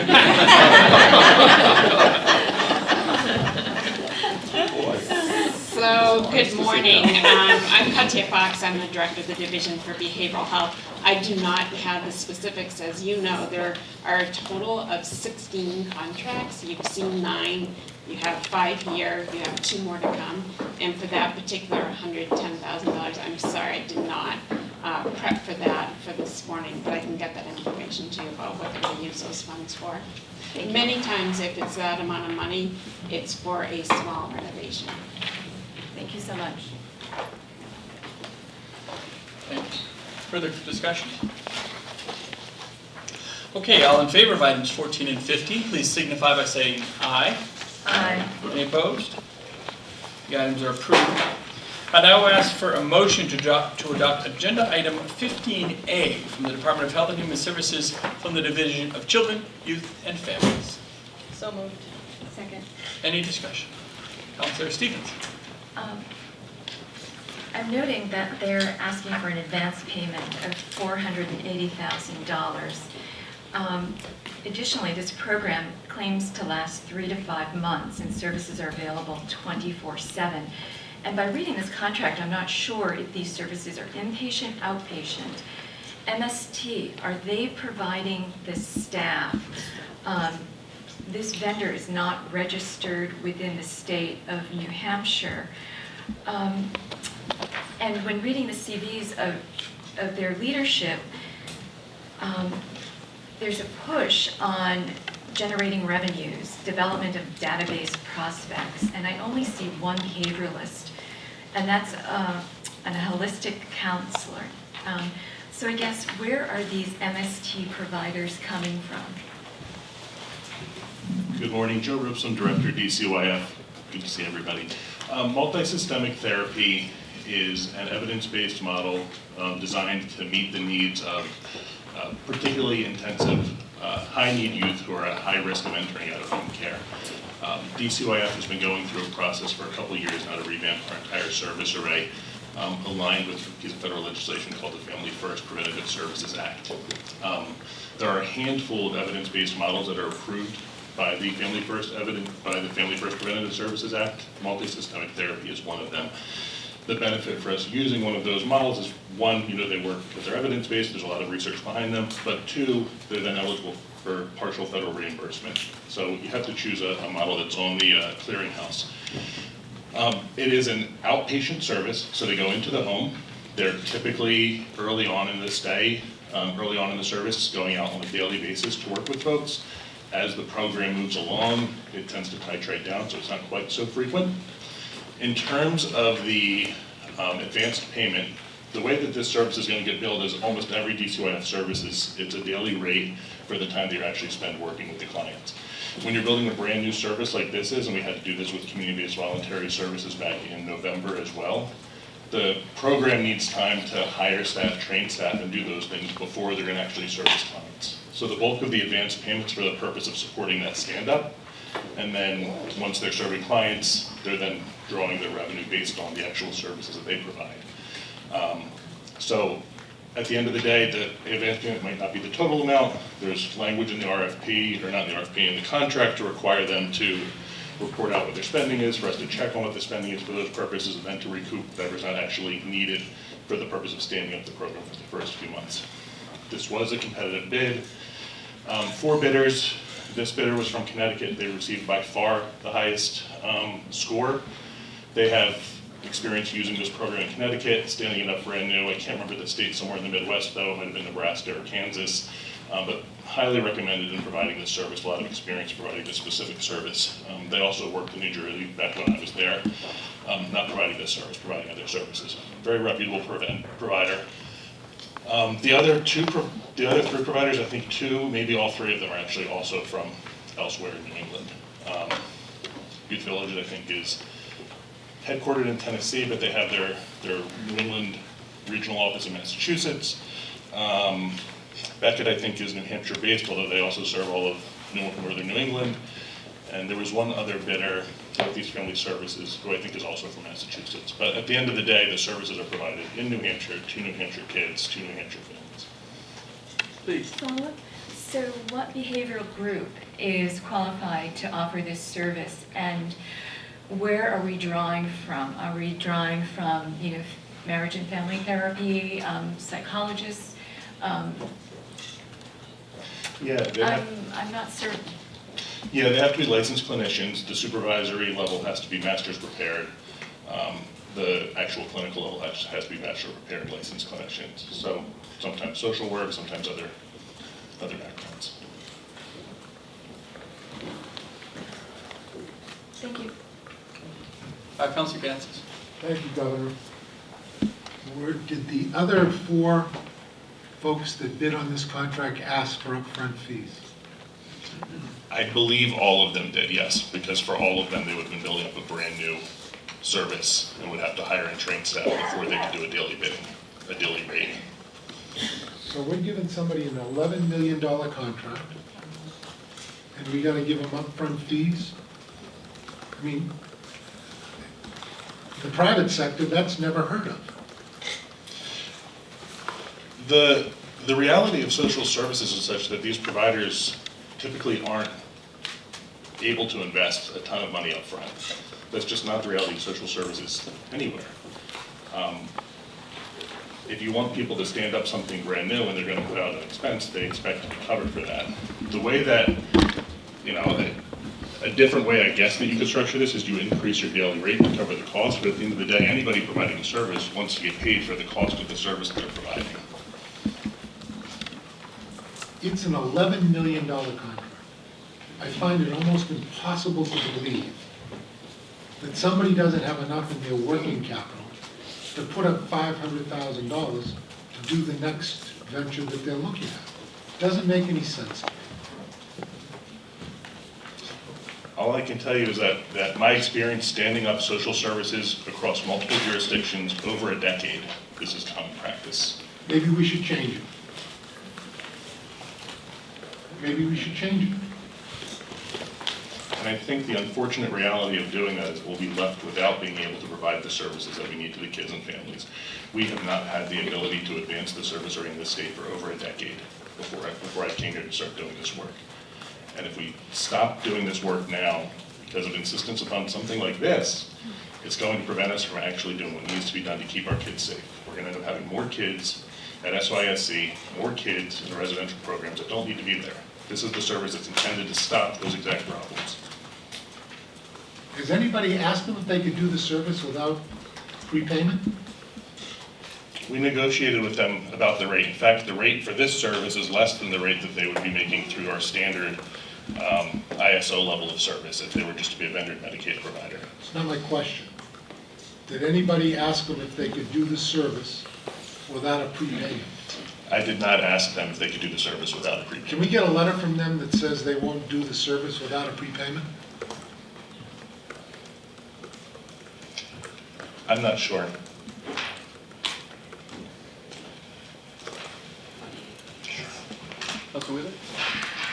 In the item description, it said this is going to serve 1,000 kids. Is that correct? Yeah. Okay, and over what time period? 4 years. 4 years. So that's $100,000 per kid for this program? The daily rate's about $90, so I'm not sure. I have to figure out what that turns into. Well, you could take 10 million and divide it by 1,000.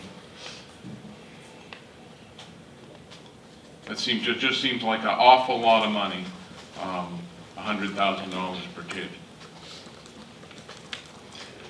And I would say it's less money than we would be paying to have these children in a residential program or at the Sununu Youth Services Center. Yeah. Yeah. Governor, I'd like to move to table this item. I think we need a little more time to work on that. Sure, after a follow-up. Okay, great. Councilor Stevens. I appreciate all you're doing and your work. I know our kids have suffered so greatly throughout COVID with school closures, and I just want to make certain that we have the providers. This is falling upon the state of New Hampshire, and I know that there's 5 segments in the state that will be hosting this service. On the seacoast, you'd be hard-pressed to find practitioners that are taking new patients. So that is my deepest concern, their ability to meet that requirement. But again, I applaud what you're doing. Thank you. So just to address a couple of things, the 10 million for 1,000 kids is $10,000 a year, not 100,000. The cost to put a child at Sununu Center is probably closer to $100,000 a year. The policy initiatives in this state has been for years to move kids out of residential or the secure setting of SYSC and keep them in the community. In order to do this, we need to have comprehensive programs in the community to be able to keep them at a Sununu Center. This is by far a cheaper, more fiscally responsible contract to keep kids at SYSC than to put them in SYSC, which we are against collectively from a policy point of view, and it's more expensive. I'm not sure what further questions we have on this contract. When it comes to advance payment, we have sent the history of state government doing advance payments to contracts, not just with DHHS, with other departments too, in much more, a higher percentage than what this contract is, the advance payment to the contract. There's a long history of doing that in the state government, and if it is the want or will of the council to change that, I think that direction has to come out before we RFP contracts, because now we're in a position where we have bid it, we have gotten the bids from 4 different vendors, and we would have to go back and renegotiate or perhaps even re-RFP this contract to the bidders again. I think this council has been pretty emphatic about prepayment of contracts. So if the department hasn't heard that, let me just reinstate it again. I'm opposed to prepayment of contracts when somebody's looking at an $11 million contract to do the work. I've heard that from you, Counselor, for the last 2 or 3 meetings. I absolutely agree. A lot of these RFPs have been out for months, not weeks. So if it's the desire of the council to not do advance payment, then we need some direction from the governor's office and from the attorney general's office. But there is a long history. Like, I have heard your objection to DHHS doing advance payment, but there's a long history of other departments doing it also, for much more than what DHHS has done. Well, if you can bring them up to me, I certainly will confront those agencies. I don't have to bring them up to you, but I do have a copy of them for you. Okay, thank you.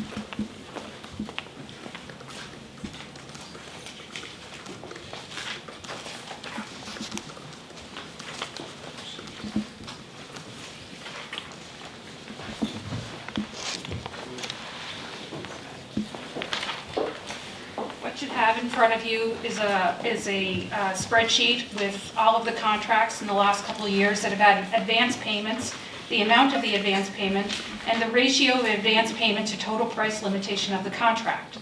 You will see that there are multiple agencies on here, not just DHHS. Can you make the print a little bit smaller so it's easier to read? Can you make the print a little bigger and send it to me, please? We can do a custom copy for you and send you something, yes. Thank you very much. Yes. Further questions or discussion? Is Councilor, Councilor Kenny? Thank you, Governor. The last 2 years, I wasn't on the council, but prior to being on the council for 5 years, I don't remember seeing a lot of advance payments.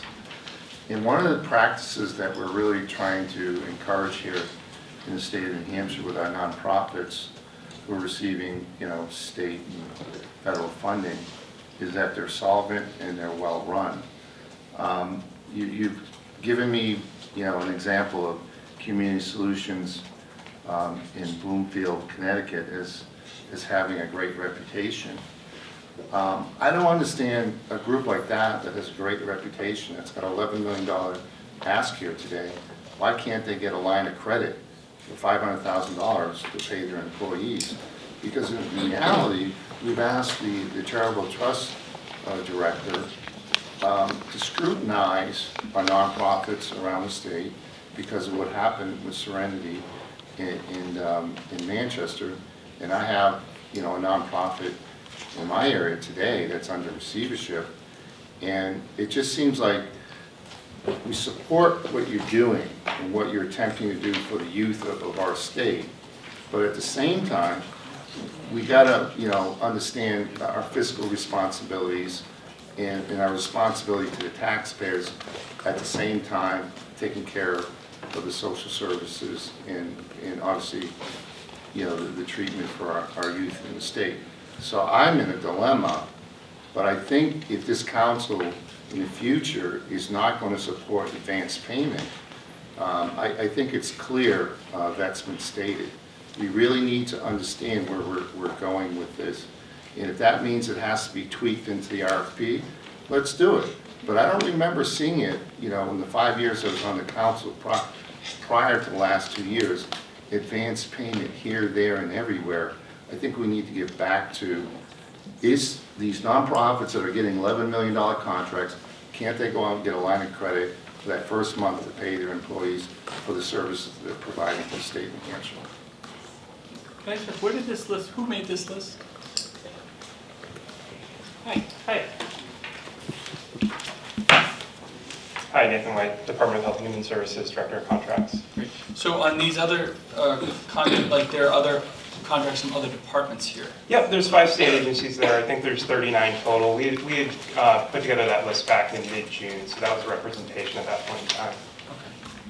So is this, I'm just trying to figure, is this a comprehensive list? Is this all the contracts over the last couple of years that have had advance payment in the state? Correct, yep. That's a review of calendar years 2019, 2020, and up to 2021 through June at that point. Okay. It represents about less than 1% of all contracts we've approved since 2019. This is not an abusive process. I don't like handing out money up front either, but I'll tell you, it's one of the most important initiatives of child protection in this is the process. and we risk losing new vendors coming into the state, that's a mistake. If it were an abused process, I think I would agree with the council, but I got to push back a little bit and say this isn't some sort of abused process. Over the last 2 years, less than 1%, if this is the total number, that represents far less than 1% of the contracts that this council approves. So, you know, I tread with caution, because if anything this state has done terribly up until about 2016, 2017, was bringing new providers in. There were barriers constantly on behavioral health, on child welfare services, on SUD. It was internal politics that kept this state moving forward because nobody wanted to give up their fiefdom.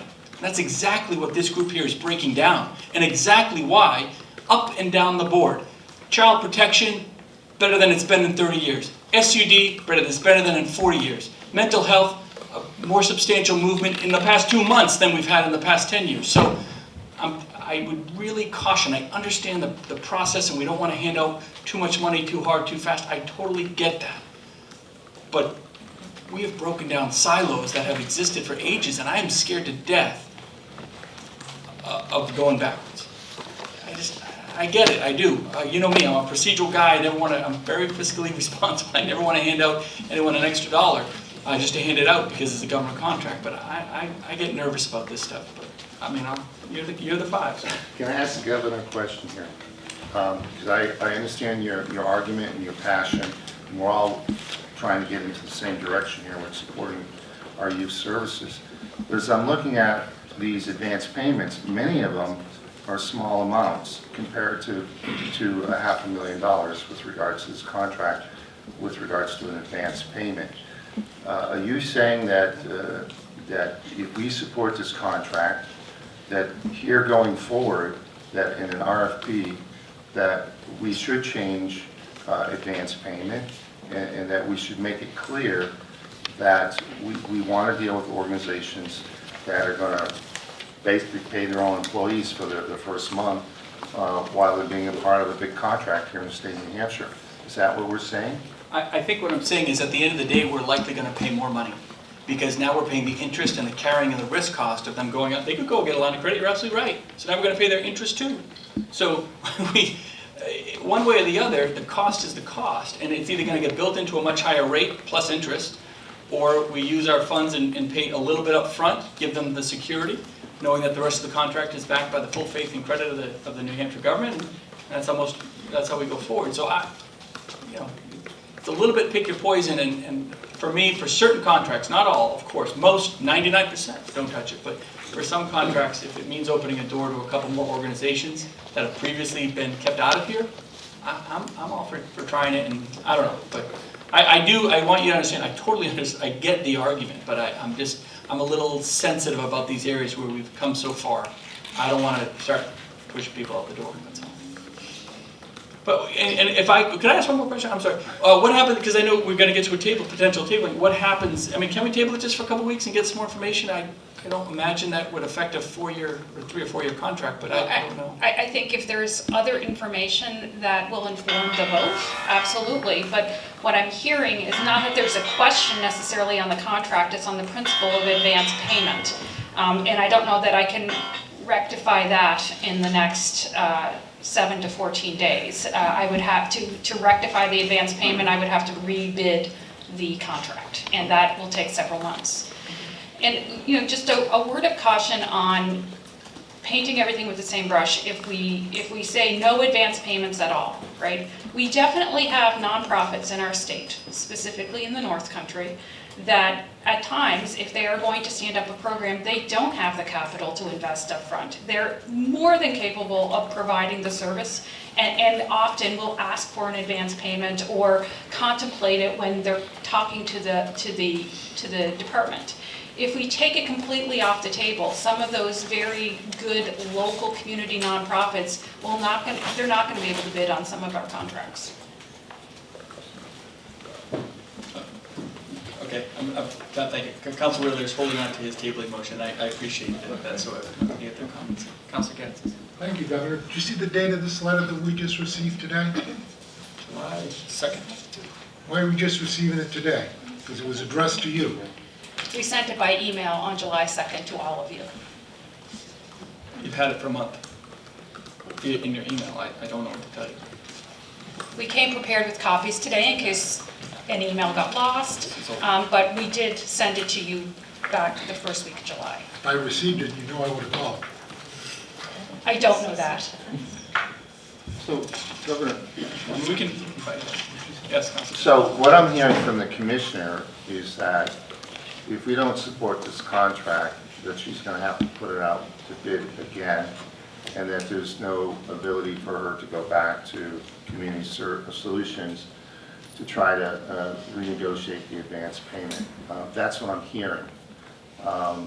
So I feel as though that the tabling motion is probably not in order.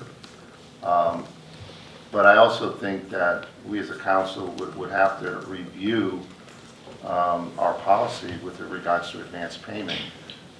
If we're going to lose money and we're going to lose services to the young people that deserve therapy and counseling and treatment, that's not a good position to be in. So if I'm hearing it correctly, Commissioner, you're saying you can't really renegotiate this in the last 2 weeks. Let me bring my contract person up that knows the law better than I do. We posted the RFP and included in there. We have both the technical and the cost portion that we have to evaluate. This particular RFP, we explicitly drew out advanced payments, and that factored into the final scoring. So I would eventually have to defer to the Attorney General's office on that question, but I don't think, just as a gut sort of take on this, I don't think we could initially go back and negotiate with this vendor. I think we probably have to cancel the procurement and go back out to bid. And they may still bid, right? I mean, it's possible that they all still bid and just move rates or whatever. I mean, I don't think it's fair to say that none of them are going to bid again. They could. Yes. That's the risk. And the time delays. That would just be the understanding.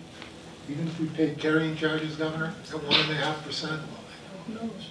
I don't know. I think the point is it's only $1.5 million on an $11 million contract. Well, you want to add the time delay and all that. That's Question, yeah. Governor. How many other advance payment RFPs are out there right now and for how much money? I would have to go back and review our site. We have several dozen at any point in time. Several dozen advance payment contracts are out there, right? Several dozen requests for proposals, requests for applications, requests for bids. Yeah, but how many have advanced payments included in the RFP? I'd have to go back and verify.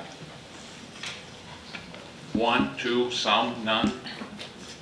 I'd have to go back and verify. I don't want to guess. Okay, Councilor Stevens. In the contract, it states that they do not have a certificate, but there is a certificate here, so they are registered with the state. That happened on July 16th. So somewhere in the contract, that should probably be corrected. Okay. Thank you. Okay, so tabling motion? Move to table. Move to table? Second. Second. All in favor of tabling item 15A, please signify, 15A, please signify by saying aye. Aye. Any opposed? And my item is tabled. Okay. Okay, thank you guys. I now ask for a motion to adopt agenda items 16 through 33, big bunch, from our friends at the Department of Transportation. Could we have that information right away from the department on how many contracts are Sure. out there? Yeah, Commissioner Shibinette and the team at HHS could just get how many are hanging out there potentially with upfront payments. That would be great. As soon as possible. As soon as possible. Thank you. So items 16 through 33 from DOT. Can I get a motion to adopt these items? So moved. Second. We have a motion and a second. Any discussion? Councilor Warren. We'll give everyone a great shuffling. All of HHS. Shut up. I can't see. Do we have folks here from DOT? Oh, hi. Why don't you guys come on up? We have a couple questions.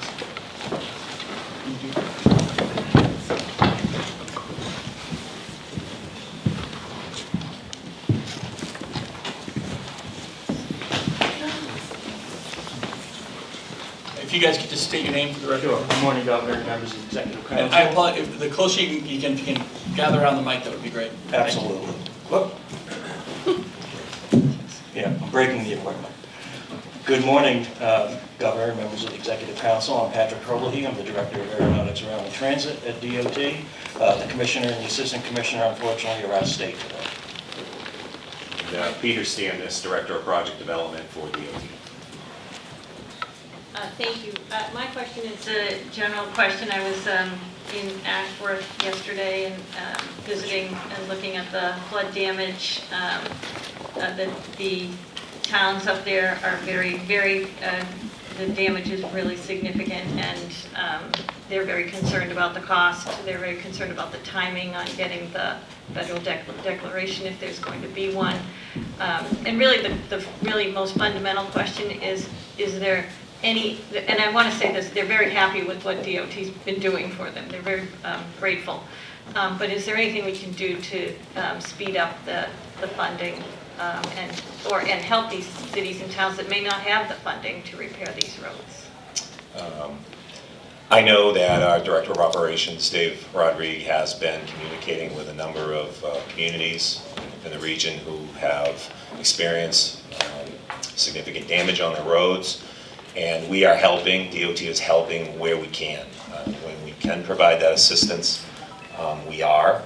And it's been, for the last number of days, there's been numbers of phone calls and numbers of deliveries and calls for materials to try to assist. We are also dealing with, a few of our own state roads that have been impacted as a result of the rain events that we've had, and we're working through those issues also. And if I could note, I've asked Jen Harper, who runs our emergency operations and management team, who's one of the central coordinators, and really handles a lot of FEMA reimbursement. So I don't know if Jennifer wants to add anything in here in terms of timing, FEMA reimbursement dollars that might be available to these communities. Good morning, everybody. Jen Harper, Director for Homeland Security and Emergency Management. So I know you and I chatted on the phone earlier this week, and I've talked to a lot of senators, the governor's office, representatives, community officials that have been impacted from the floods from July 18th, July 29th, and again on August 1st. So just to bring you up to speed really quickly on what the process is we are kicking off today with FEMA here in Keene, Jeffrey and Ringe, and we have a list to go out for the rest of the week with FEMA. And my team meet with all the officials that have been impacted by the storm of July 18th. We'll start there first. It is a process. We work with the towns immediately after a flooding event or any other disaster event. We have to meet a threshold from FEMA. That amount is $2,040,529. Then each county has to meet a threshold based on population.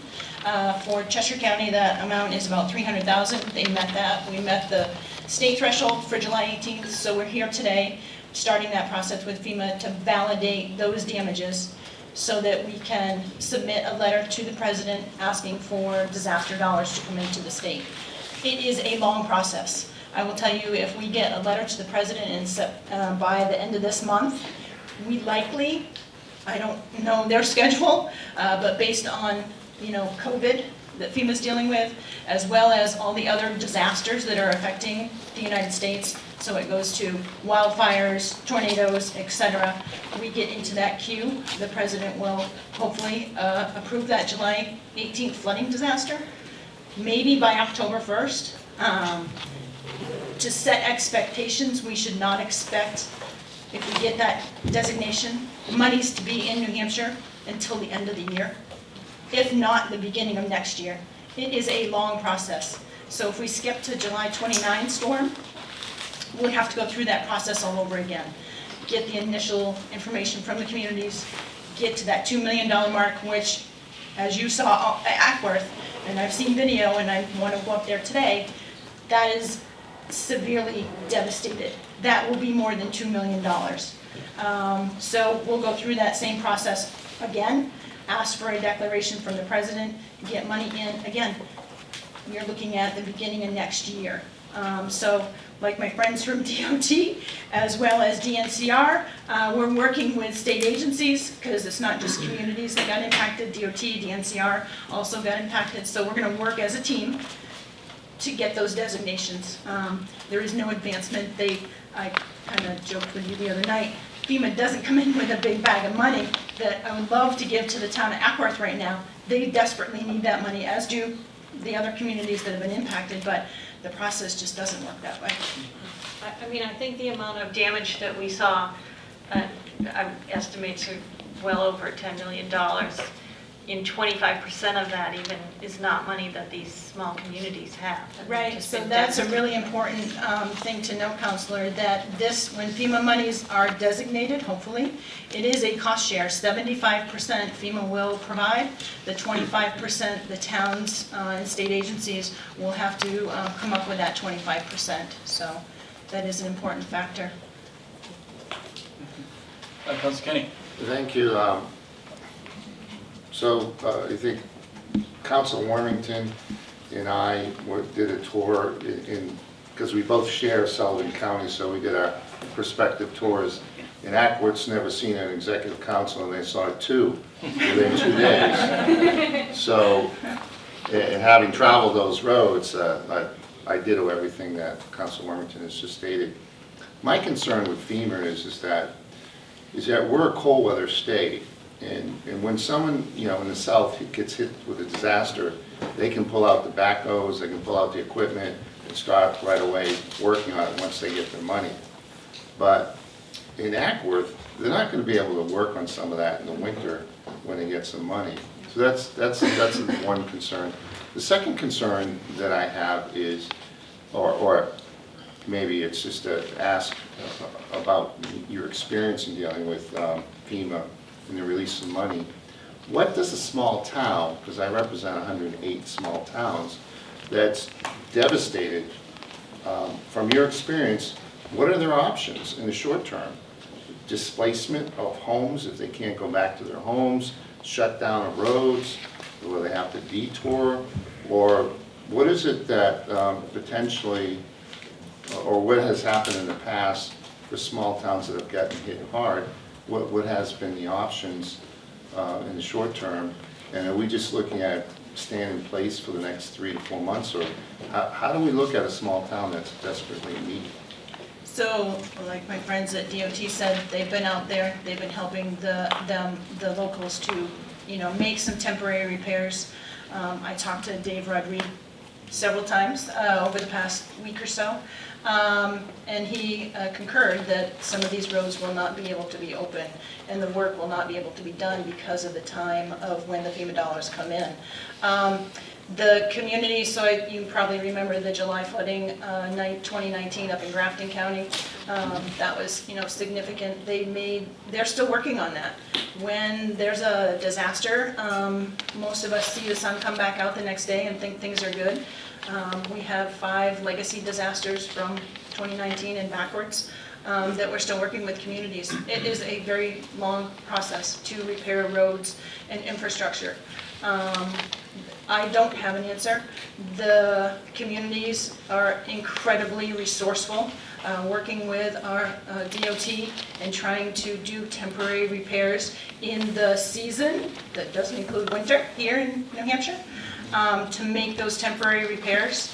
I know the communities up in Grafton County that you're familiar with have done an incredible job in the past 2 years, and they're still working on some of those projects. So I don't have the answer. I only know that our communities are very resilient and do come up with innovative and creative ideas working with DOT and trying to get some of those things fixed.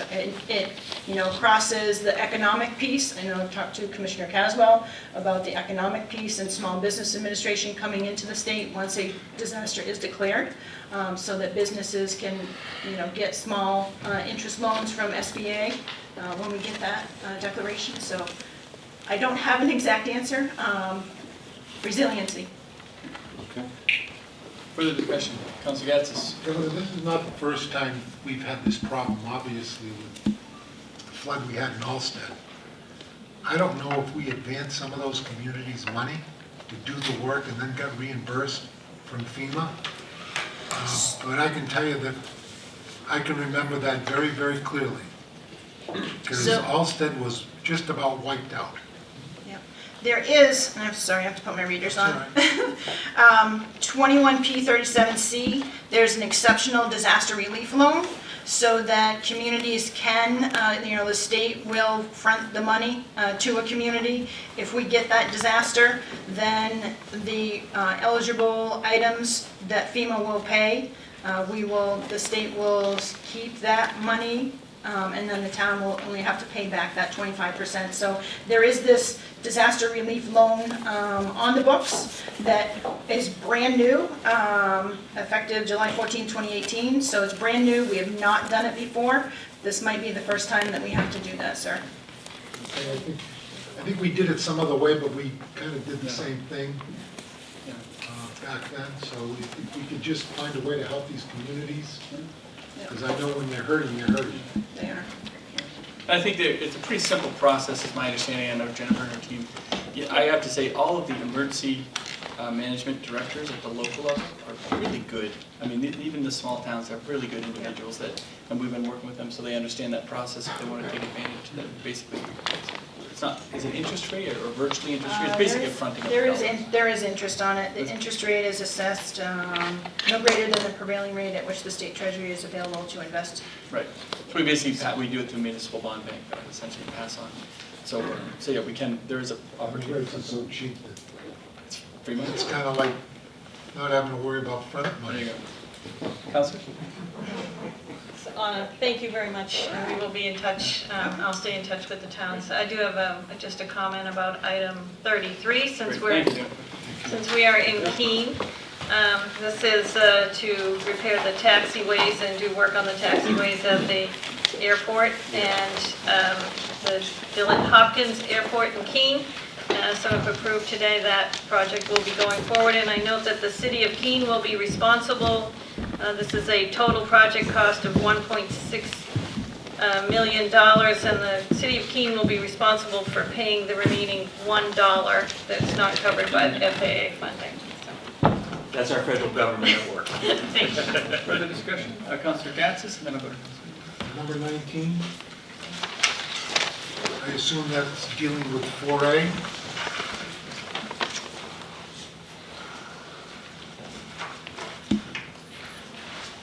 There are a few payments for exit 4A. Yes, sir. Is there any way we can list all the payments that have been made, even the ones that don't have to come to the council? Because I understand there are some payments that don't come before the council that are paid. I think all payments come before the council at various times as they come up during the process. Councilor Wheeler? Governor, I have a special request, see if we could vote on item number 16 separately and to divide the question. The question would be to accept the report, that'd be part A, and part B of the question would be to give permission for them to pay the bills first and then come here. I'm going to look to the Attorney General a little bit in terms of whether we can divide the question. I got to take a look at it. I'll have the Attorney General take a look to see if we can legally do that. If so, we're happy to do so. Councilor, I'm going to move to Councilor Stevens if I could. So in regards to item 33, in October of 19, the lighting design plan was done. And I guess this had to be bifurcated, split into two projects. Yes. But that was done, and it had to be re-engineered and rebid, correct? That's correct. The re-engineering by breaking out certain pieces of the project.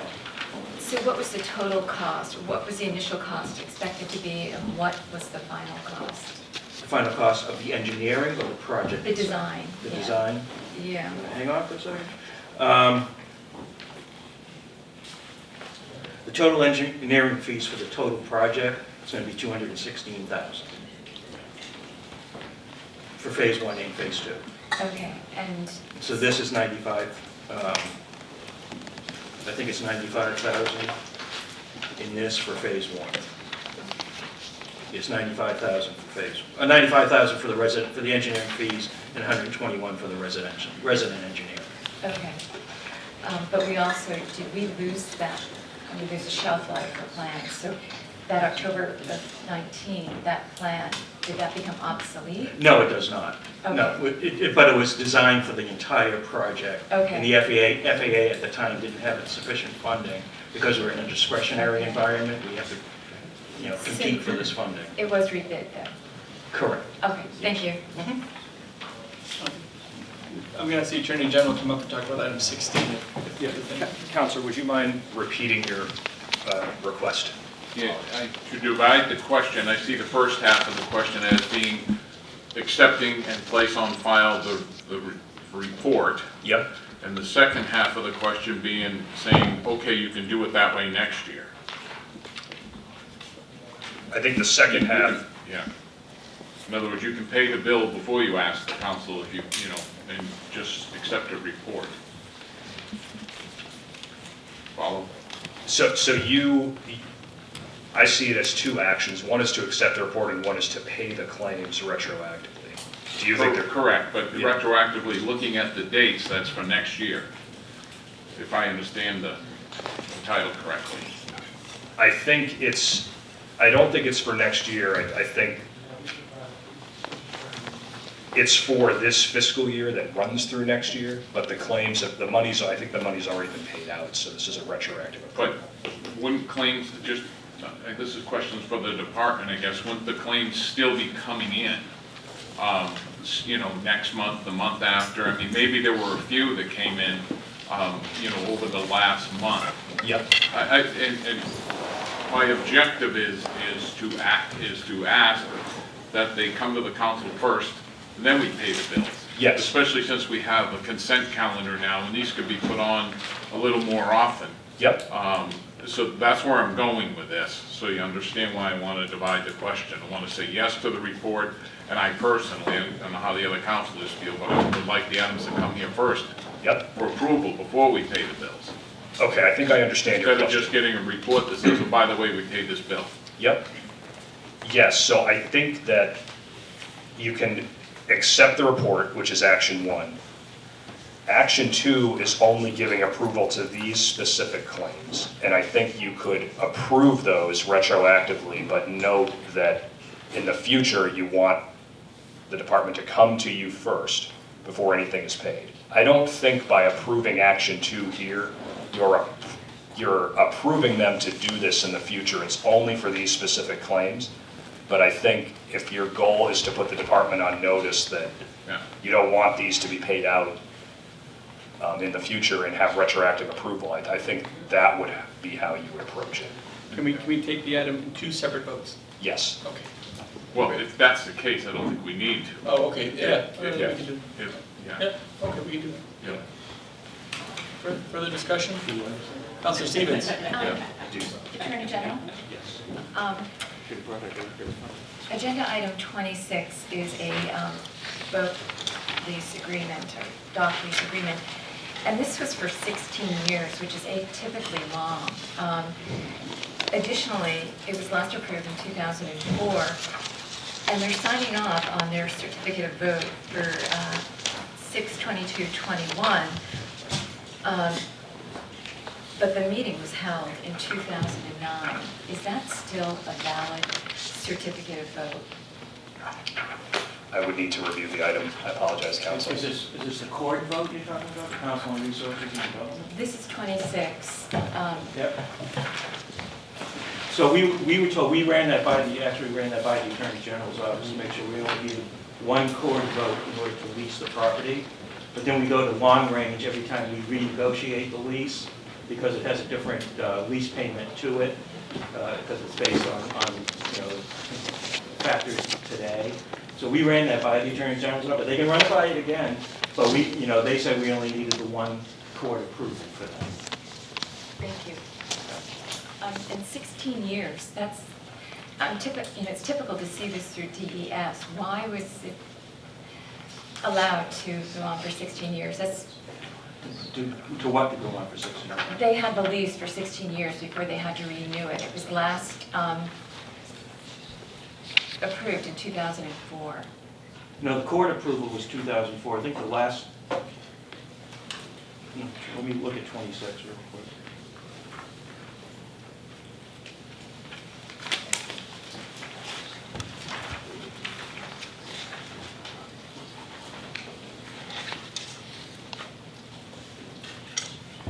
The last lease was from 2004 to June 30th of 2020. So yeah, 16 a year. That, I think there were probably, that wasn't one lease, that was renewed over time as well. They typically usually 10-year leases, but if there's change in ownership of the property, then we have to negotiate another lease to go towards that, to the end of that time frame. Okay, thank you. Councilor Wheeler? If I could follow up on the theme of 16, Governor. The paying the bills first, is that a MOP item, manual of procedures item? Why it doesn't come to council first? And the same question for 19 and 22. And then on 23 and 24, you've chosen to handle that separately. You got one item to accept the report, and the second item to say we can do it again next year. So why are they handled different, and where is the authority to pay the bills first before coming to council? Councilor, we have talked about making all of these in a similar fashion. So number 19, where is coming to you for approval prior to payment, whereas the other items, we requested authority to pay in advance. We've talked about trying to make those consistent, again, to make it easier to process these. We haven't done that yet. For follow-up, consistent in what way? Pay them first and then come to us? Getting approval, receiving authority to pay, those costs in many of these $25 fees for rare species review. We do this on a regular basis, and to come, in this particular instance, to the council every single time we do one of these seems burdensome, and so this has worked in the past for us,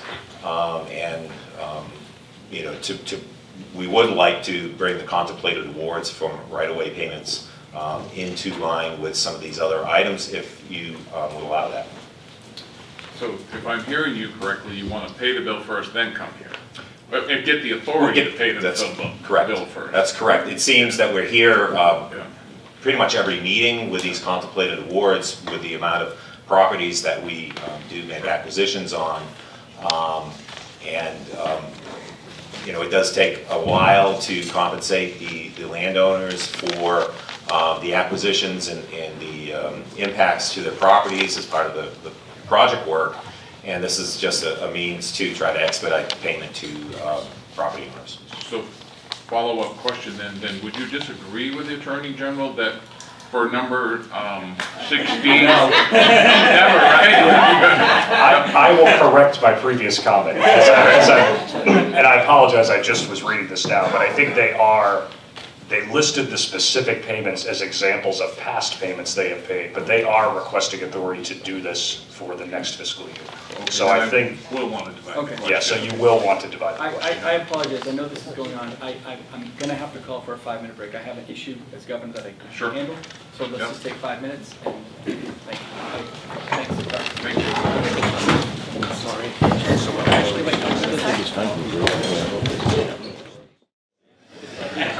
okay, I apologize. I appreciate everyone's indulgence for the break.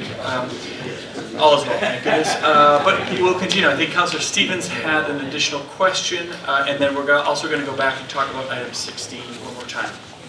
I just applaud this decision and this contract for Jalbert Leasing for the Portsmouth facility. They truly stepped up during the pandemic in Dover with our National Guard. Just exemplary business leaders, and they run both of those facilities. They're pristine.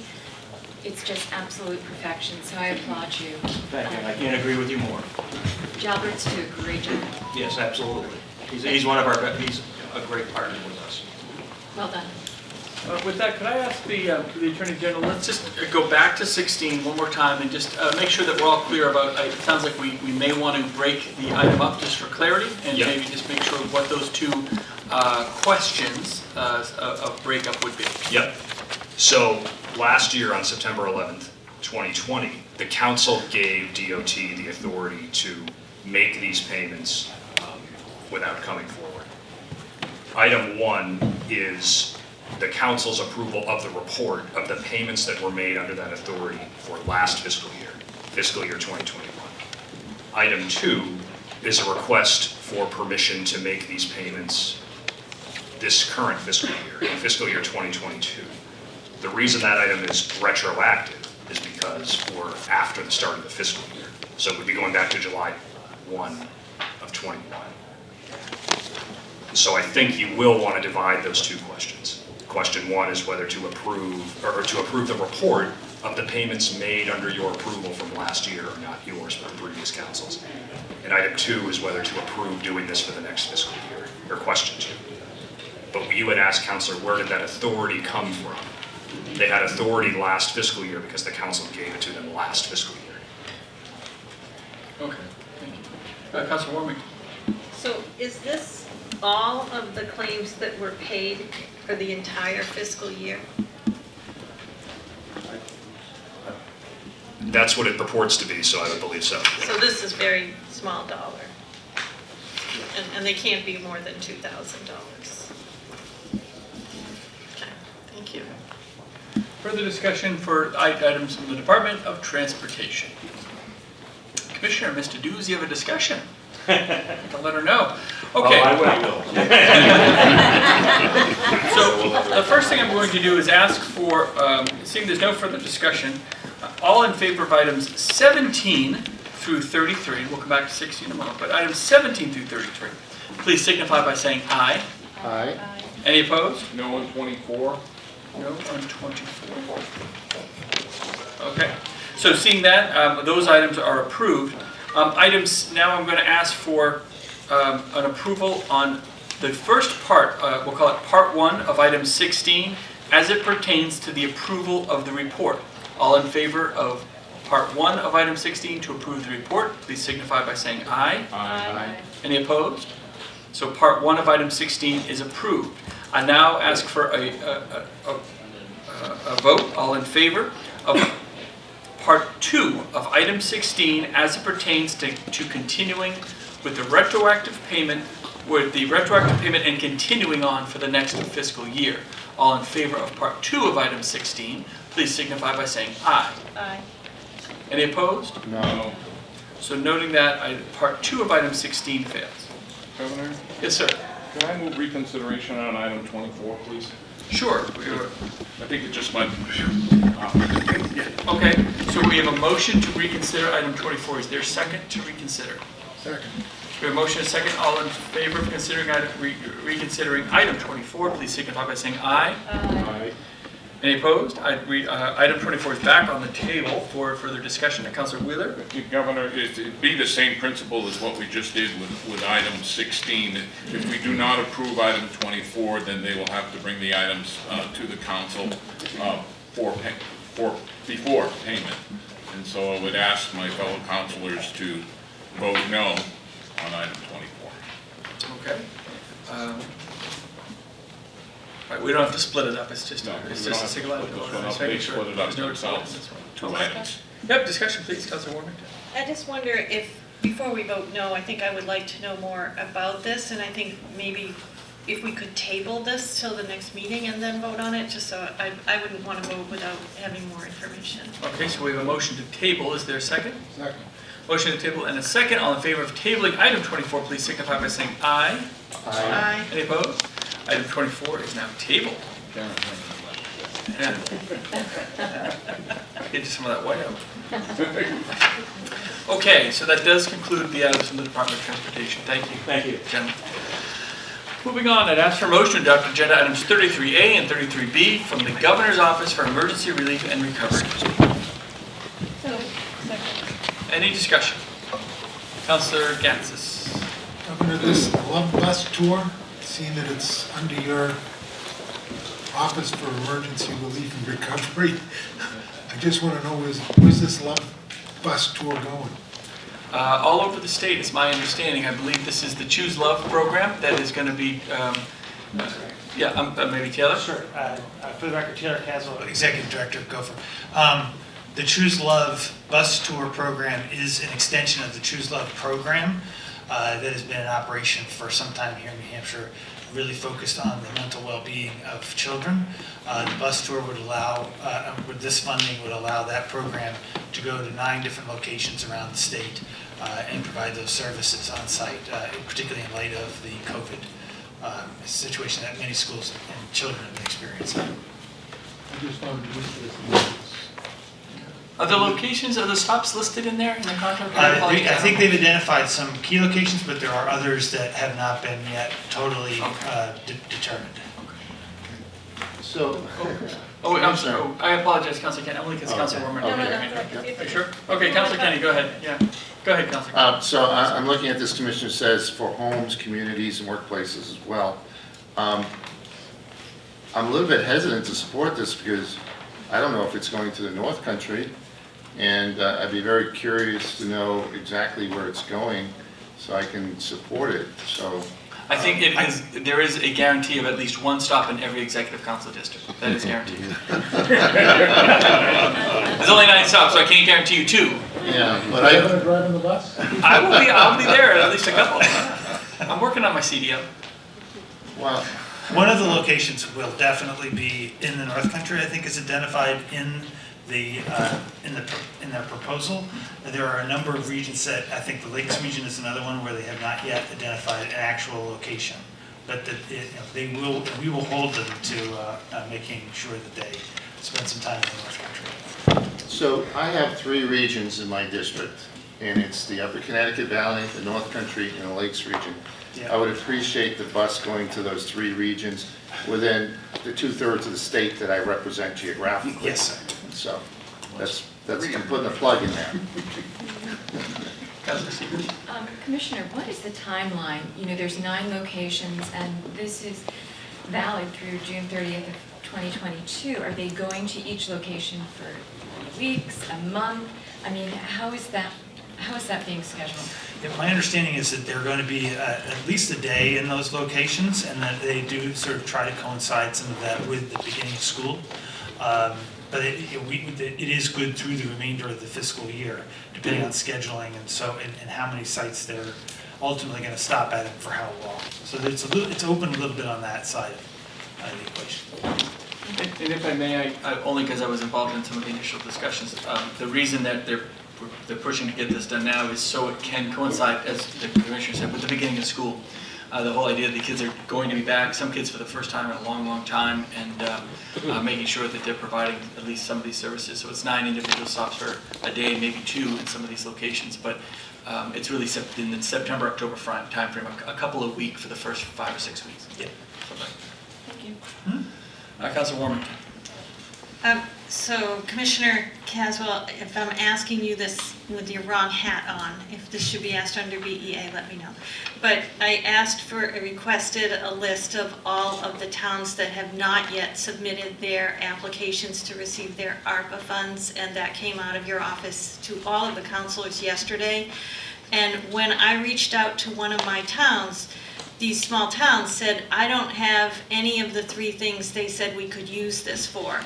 We don't have town water, we don't have town sewer, we don't have broadband, so we are not going to apply for the money. And I said, well, I think that it could be broader than that, and if so, I think you and I just had a conversation out there, but there may be a misconception out there among a lot of our small towns that they may not have a good use for these funds, and we really need to be communicating with them. That's an excellent point, Councilor, and it's totally true. I mean, there are multiple ways that you can utilize these resources. It doesn't have to fall. I think it gets very confusing because there are multiple buckets. There's an infrastructure bucket that I think a lot of them are sort of hearing and focusing on, but there are other buckets that will be equally eligible under the program. So, I think what we will do is go back to those that have not yet applied and make sure that they are fully aware of all of the ways that you can, the eligibilities, I should say, of this program and what they can use the funds for prior to the deadline. If I may, one of the biggest frustrations is the reporting requirements that is tied to this money. Many of these small communities cannot meet the reporting demands of the federal government. And if I may, I think the federal government has screwed this one up. They have made it so onerous and so difficult that if you're a small town with a town clerk for a couple hours that donates their time a couple hours a week, and you can't meet the reporting requirements and you take the money, you're going to have to pay it back. So a lot of them are saying it's too much. And so that's, we've brainstormed some ideas about how to maybe help and assist some of these smaller towns with that, but it is unfortunately, once again, federal government not understanding that it's not about just big cities, it is about small towns and rural areas. And so we're trying, And I just want to repeat for everybody that the deadline is fast approaching to Yes. submit the application, so we should all be reaching out to our towns and cities that are on that list. And for all the counselors, as you have those conversations, if there are communities that you need us to specifically reach out to, I can make sure we get that done. Thank you. Councilor. So I applaud your staff, because right out of the gate, you advised us to reach out to our municipalities. I have 31, I now have 5 that have not gotten into the portal. And I'm finding that there's been a transfer of institutional knowledge. Some people have left, such as in Atkinson. So I went in, I sat down with their new city manager, we had a question, Guidehouse, talked us through it. We actually got the commissioner at DES on the phone as well. So wow, how'd you do that? Yeah, we did. Loved it. But again, Guidehouse and your staff has been fabulous. Anytime I ask Rhonda for anything, it's great. And again, down to 5. And my advice has been just get into the portal, apply before that deadline. You can always hold the money, Very just true. get in there. Yep, very So true. again, thank you. Thank you, Councilor. So I have a question, Governor. Is that a federal or a state deadline as far as the request and moving into the portal? The deadline has to do with the fact that some of the conversation that you're having, which is that if we have communities that do not apply, what we have to do is reconfigure sort of the amount that would be eligible to all the other communities. So if you do not apply under this August deadline, then we have to reconfigure the total that's available to everybody who did. So if I'm hearing this correctly, you're saying that if 20 out of my 108 small towns don't apply, that money is going to be redistributed to the other 88 communities in my district? Not within the district, but within the state. Within the state, so they lose out twice, or at least Actually, my they lose out district. 3 times because they can't apply next year either. That's true, this is for the first half. Yeah, it's just the first half, and if you don't apply the first time, am I right, Commissioner, That's that correct. you cannot apply the second time, which is why it's so important to at least apply the first time. Okay, and so my following question is, can they apply for an extension? I would have to check with our staff on what the time frame does to the state to get the resources to the community. So let me double check that, but I would urge us to sort of try to work on that August 18th deadline right now, and to push as hard as we can to get communities to at least fill in the paperwork. As the counselor stated, they'll get the money. If they feel as though those resources are not eligible for anything they want to do, they can give it back. But that's, I would hope not many of them would do that, but I think it's important for them to get that application done. And my other question is for the counties. Say Grafton County is getting 17 million, or another county is getting 6 or 8 million, and they decide not to use it, the other counties are going to benefit? No, the county program goes directly to the counties. It doesn't flow through us. So that comes directly from the federal government to the counties. So if they don't use it, it just goes back to the federal government? I don't know that for a fact, but I would assume that's the case. Okay. Councilor Stevens. I just have to say, the webinar for Guidehouse, I advise all my municipalities, watch it. Yep. And I'll go in and they will have printed out the entire webinar. But on the county level, I spoke with a commissioner in another part of the state, and he said, oh, we're going to have to hire a consultant. I said, no, you do not necessarily have to hire a consultant. Guidehouse is available. They're not going to do the programming and get into the, do that deep dive with you, but It's not They necessary. are available for all communities to use for that purpose, yes. Further, Councilor Wheeler? Yes, I just wanted to confirm and point out on 33A and 33B that inside the document, those are labeled sole source, sub-grantees, sole source, but they're not, it's not in the title. Okay. Okay.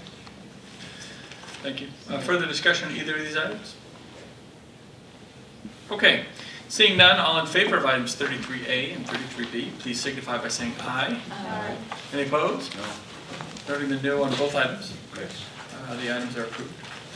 I now ask for motion to adopt agenda items 34 through 37 from the Community Development Finance Authority. Katie Easterly Marte is here. Hi, Katie. How are you? Any questions on any of these items? Councilor Kenny. Just to compliment Katie and her group on supporting a couple of these agenda items for childcare.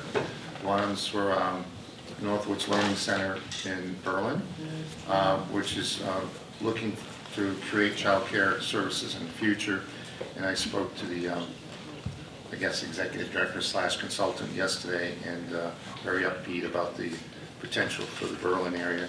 And also, your other agenda item includes Plymouth, which is for, I believe that's a Mid-State Health Center group that is supporting a childcare renovation project in Plymouth, which has a lot of momentum and excitement. So I thank you for continuing to look out for childcare opportunities. Thank you very much for mentioning that, particularly the Mid-State Health Project, which we really hope can be an example and be used with other federally qualified health centers to take advantage of the benefits that those federally qualified health centers have, particularly around administration in terms of all that back-end childcare work. And to be able to expand slots in the state, which we know is really necessary. So we're working directly with that group to actually educate the other federally qualified health centers, and hope we'll have additional projects come forward. Great, thanks. Thank you. Councilor Stevens? Again, I applaud this. There's 70 million also in ARP funding, and is that word getting out to our child care centers? And then again, I applaud your work. When I looked at contract 37, there were 800 families with infants and toddlers needing child care, yet there were only 198 spots. So again, I tip my hat. Thank you so much. Yes, the Mid-State Health Project actually started with a planning study, as the Berlin project is doing now, and it really gets a heart at what the need is, and we see that as being a significant piece actually of the thinking with DHHS on the ARP funds. We're involved in a steering committee that's helping to identify whether some of the ways that we've been deploying funds could be useful with those resources. Well done. Thank you so much. Okay, I apologize, seeing no further discussion. Could I have a motion to adopt agenda items 34 through 37? I forgot that. So moved. Thank you. And seeing no further discussion, all in favor of items 34 through 37, please signify by saying aye. Aye. Any opposed? And the items are approved. Could I now have a motion to adopt agenda item 37A from the Office of Professional Licensure and Certification? Second. Any discussion? Councilor Warmington. Yes. Good afternoon, Lindsay Courtney, Executive Director, Office of Professional Licensure and Certification. So Director Courtney, my question is, we had the contract that came through for the impaired physicians program some time ago. We haven't seen it back yet. I just want to confirm that services are still being provided and that they're being provided by the former vendor. Yes, services are being provided by the former vendor. The reason for the delay is that we need to go to fiscal. Fiscal committee did not meet in July. The next meeting is August 20th, and so you should see a contract for the 18th of August. Further discussion? Councilor Whittle? Fiscal met yesterday. There's some other items on here that said pending fiscal approval with yesterday's date. Yesterday was an emergency meeting of the fiscal committee to discuss specific items. And if your item is not an emergency, you're not meant to go to an emergency meeting. Okay. The next meeting is in fact August 20th. Okay, thank you. Okay, seeing no further discussion, all in favor of item 37A, please signify by saying aye. Aye. Any opposed? Item is approved. I now ask for a motion to adopt agenda item 38 from the Department of Military Affairs and Veteran Services. So moved. Second. Any discussion on item 38? Seeing none, all in favor signify by saying aye. Aye. Any opposed? Item 38 is now approved. I now ask for a motion to adopt agenda items 39, 40, and 41 from New Hampshire Employment Security. So moved. Second. Any discussion?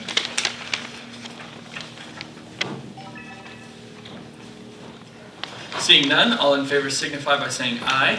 Aye. Any opposed? And those items are now approved. I now ask for a motion to adopt agenda items 42, 43, and 43A from the Department of Energy. So moved. Any discussion? Councilor Gatsas. Thank you, Governor. Just a general question, 43A. That's energy that's coming in from Maine. Is that correct? Good afternoon, Governor, Councilors, Chair Chacoin, Interim Commissioner of the Department of Energy. We're probably many years away from wind turbines being built in the Gulf of Maine.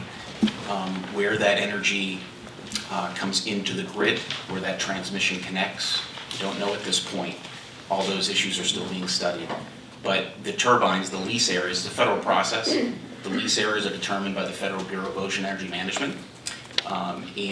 Those areas have been determined. They're going to have an auction.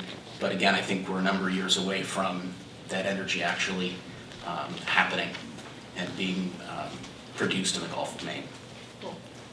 Maybe a few. Let's say a few years. A few years. It could be... Sooner the better. Yeah, sure. About that. And there could be turbines on the coast of New Hampshire. I would not anticipate that we'd see them from the coast of New Hampshire. It'd be in federal waters, not in state waters. Okay, but my biggest concern is that the energy coming in probably is going to come into Seabrook because they're all wired. I would hope that we could find a way to retain the energy for New Hampshire consumption. Because the biggest mistake we ever made with Seabrook is we allowed them to sell it, but we allowed them for all the power to leave the state. And we could have had the lowest rates in the country if we'd have kept some of that power right here in the state. So I don't know if that's something that goes through the process legislatively, but somebody should be talking about it now. It is being discussed. There is an offshore wind study commission that was created by law that the governor signed into law last, I want to say in 20, so it was last year. Last year. And that commission is meeting, and these are issues that we're discussing. Actually, at the meeting this next week, there will be a presentation by a member of our staff at the Department of Energy on the transmission aspects of the future of offshore wind for New England. So we are looking at all those aspects. And ultimately, that power purchase agreement, which is a great idea, would come through, I think, likely into the council. Probably an executive council process. We're years Yeah, away. but we can't change anything to say, okay, we'll approve this contract, but 30% of the power is going to stay here in New Hampshire. I mean, it's got to come to us that way. And the state would have to, we would have to have a policy of one that would be supportive of procuring that power from the Gulf of Maine. We would need to procure that power. We'd have to contract for that power. Still a few years away. It is. Not a number, a few. Related question to an earlier subject. We were given a list of departments who made advance payments to their agencies or providers, and the Office of Strategic Initiatives has over half those items. Do you recall what they were and why? We do make advance payments to the community action agencies for the fuel assistance program, the federal fuel assistance program. Yes, yes, sir. And I have not seen that list. I will take a look and confirm, but I'm mostly certain here that it would be fuel assistance. We do advance payments to those agencies so that they can get those funds out to fuel oil dealers to pay the bills. of the applicants. Like when the cold snap hits, essentially. Sure. Yeah. As we enter a new program year, we make an advance payment to them. Councilor Gannon? So those payments are made to the cap agencies to help people in New Hampshire. Yes, sir. Thank you. They kind of left, so if you could send them a little memo that the question was asked of you and what you said. Okay. Yeah, Councilor Gannon. Hey, Governor. Agenda 43, quick question. Well, why is this not being funded by the Volkswagen settlement funds? Why is it 100% utility assessment? Because it is part of a utility rate case, and the funds that Volkswagen, there are only certain things that we can use the Volkswagen settlement funds for. Which is for electric vehicle charging, right? We can, but we wouldn't fund a study, we wouldn't be allowed to fund a study like this with those funds. We can use it for building electric vehicle infrastructure, so charging stations. Right. We can use the funds for that purpose, but we would not be able to use it for this particular purpose. Okay. Thank you. Further discussion for the Department of Energy? Councilor Gatsas? Governor, just so that we're clear, I don't know if there's any other agencies that we're going to see on a list that have done prepayments, but I don't know how we send the word out to all the departments that they should send us something if we've done prepayments with anybody. Because it looks like the list that's here is over 15 of them are with the cap agencies out of the 39 that they gave us. So that's really disingenuous. I mean, you know, those prepayments weren't to a vendor that's doing work or anything else. It was for folks to get heat in their house. So I'm not happy with what we were told by the department on the letter of July 2nd, but they're not here any longer. They kind of left, or are they still here? Are they still here from there? I don't think so. We can put something out to all the department heads. I'm looking at my team here, and we'll copy the council to go back and look over the last couple of years to see what contracts they may have put out with prepayment. Further discussion for the Department of Energy? Okay. Seeing no further discussion, all in favor of items 42 through 43A, please signify by saying aye. Aye. Any opposed? I'm a no on 43A. And the no on 43A. The items are approved. Now as for motion to adopt agenda items 44 through 45C for the New Hampshire Fish and Game Department. Second. Any discussion? Councilor Wheeler? Oh, Councilor Steve. Oh, no, you. All right, well, let's start with you, Councilor Wheeler, and then we'll work. Okay, thank you. So I'm just trying to get on the right page here. The issue or the question I have is with the contract to add personnel to review permit applications. And I want to know, I've been trying to get an answer for quite a while on why we can't get our permit to take out over $1 million worth of gravel that the town of Milford owns. And I know it's complicated. We put in the permit in 17, got sued, we lost in court. But what I particularly want to know in the permit process is how did the town of Milford get blackmailed to give up a conservation easement on 75 acres just to take out gravel we already own? And so I'm concerned about how the permit is working. Correct. Okay.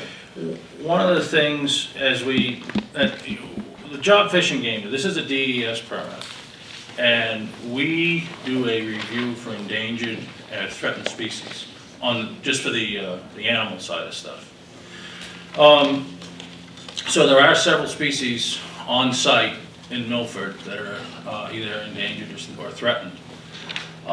And one of the things we have done in the past is negotiate, instead of just saying no to the project because the species are there, we try to negotiate an agreement where we feel that the species will be protected and will continue to thrive. And that's what we do with these types of review processes. You know what those species are? I know one's a turtle and one's a snake. I don't know their exact names off the top of my head. Okay. And then you want $30,000 from the town of Milford to keep an eye on the turtles and snakes? What we do is we sign a contract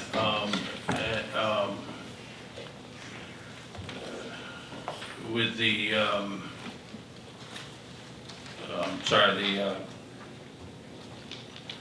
actually Jared's division, and they actually go out and they're the ones that do the inspection service on our easements. Further question, Governor? Yeah, please. So is this 75-acre conservation easement, is that from Fish and Games? Is that Fish and Games idea and condition, or is that DES's idea and condition? That would be Fish and Game. And one of the other issues that took place on that particular site is we would much prefer to have a third party take the easement instead of Fish and Game. Sure. Or be the holder on the easement, and we haven't, neither the town nor Fish and Game have been able to find anyone. And when I was talking to selectmen, they brought up this $30,000 question. So we tried to come up with some ideas on what might make that easement more attractive, because you do have a local conservation group right there that has easements or land that they own. I believe it abuts that property. Okay, but I'm hesitant to give any more personnel to permits and we can't get this thing straightened out. And I'm very upset that you'd even want to blackmail the town of Milford with a 75-acre easement to allow them to remove their gravel. I'd like to see the statute, that allows you to do that and to know whether it's mandatory or not before we staff this office with any more personnel. Because if we're going to keep doing that, I certainly don't support it. We are also in the process of writing new rules, and these staff will be crucial to be able to carry out the new rules that we will be having. Those will be coming out through GELCAR if this passes fairly soon. Councilor Seaton? This relates to contract number 45 regarding the New Hampshire State Permit Bank. And my question is, there's a vessel enrollment and then there is a category of qualifying vessels. And per the contract, our sector 25% of the vessels can be from either Massachusetts or Maine. What we have now is just about 11%, but I have 8 vessels that are qualified and waiting, and out-of-state boats.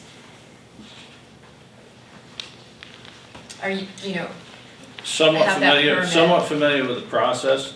I don't believe we select the boats. This goes to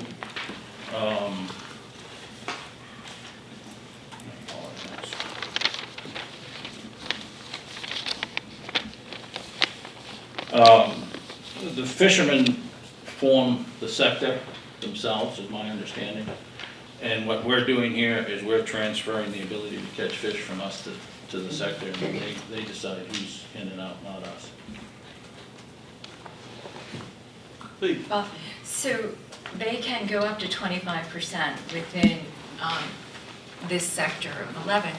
But again, I've got 8 boats right along the seacoast, and out-of-state boats have that spot. And, how long is that going to be? I mean, I just have questions.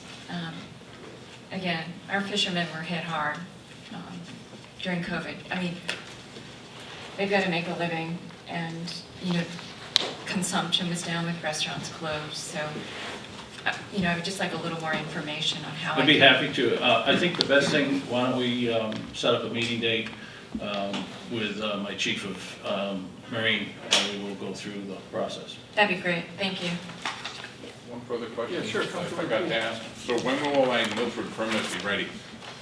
It's been a 4-year process so far. We're in the 4th year. Yeah. We met with the town a while back, and we gave some suggestions, and to the best of my knowledge, we have not gotten decisions back from the town yet. So my understanding is we're still waiting for the town to decide, whether they want some of the options that we put on the table for them.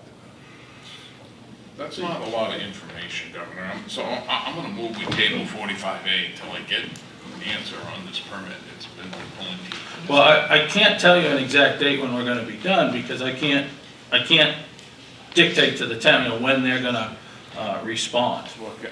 I just need time to confirm the ball's even in their court. All right, so we have a motion to table. That would be item 45A. It's A, right? Yeah. We have a motion to table item 45A. Is there a second? We have a motion and a second. All in favor of tabling item 45A, please signify by saying aye. Aye. Any opposed? No. Item 45A is tabled. Further discussion on the other items? Okay, seeing no further discussion, all in favor of items 44, 45, 45B, and 45C, please signify by saying aye. Aye. Any opposed? Those items are approved. So 45A tabled. All right. Moving on, I'd ask for a motion to adopt agenda items 46 through 47D from the Department of Business and Economic Affairs. We also have a tabled item, a formerly tabled item that we'll take up as well. Any questions on these from BEA? Oh, I'm sorry, could I get a motion? Sorry. Thank you. Motion and a second. I apologize. Late night. Any discussion? Okay, all in favor of items 46 through 47D, please signify by saying aye. Aye. Any opposed? Those items are approved. Is there a motion to remove tabled item 31 for further discussion? So moved. Second. We have a motion second. All in favor of removing tabled item 31, please signify by saying aye. Aye. Any opposed? The item is removed. Could I get a motion to adopt formally tabled item 31? So moved. Second. Discussion? Why did we table this? Just to refresh my memory. We tabled this because it was a sole source contract, not labeled as a sole source contract. But it's not an issue with the department. The department was given instruction to recategorize things not identified in the sole source. Okay. I don't think that this needs to get caught up in the crossfire. Okay. Councilor Katz. I think we were trying to send a message about sole source contracts. Okay. Thanks for refreshing my memory. Okay, all in favor of item, formally tabled item 31, please signify by saying aye. Aye. Any opposed? That item is now approved.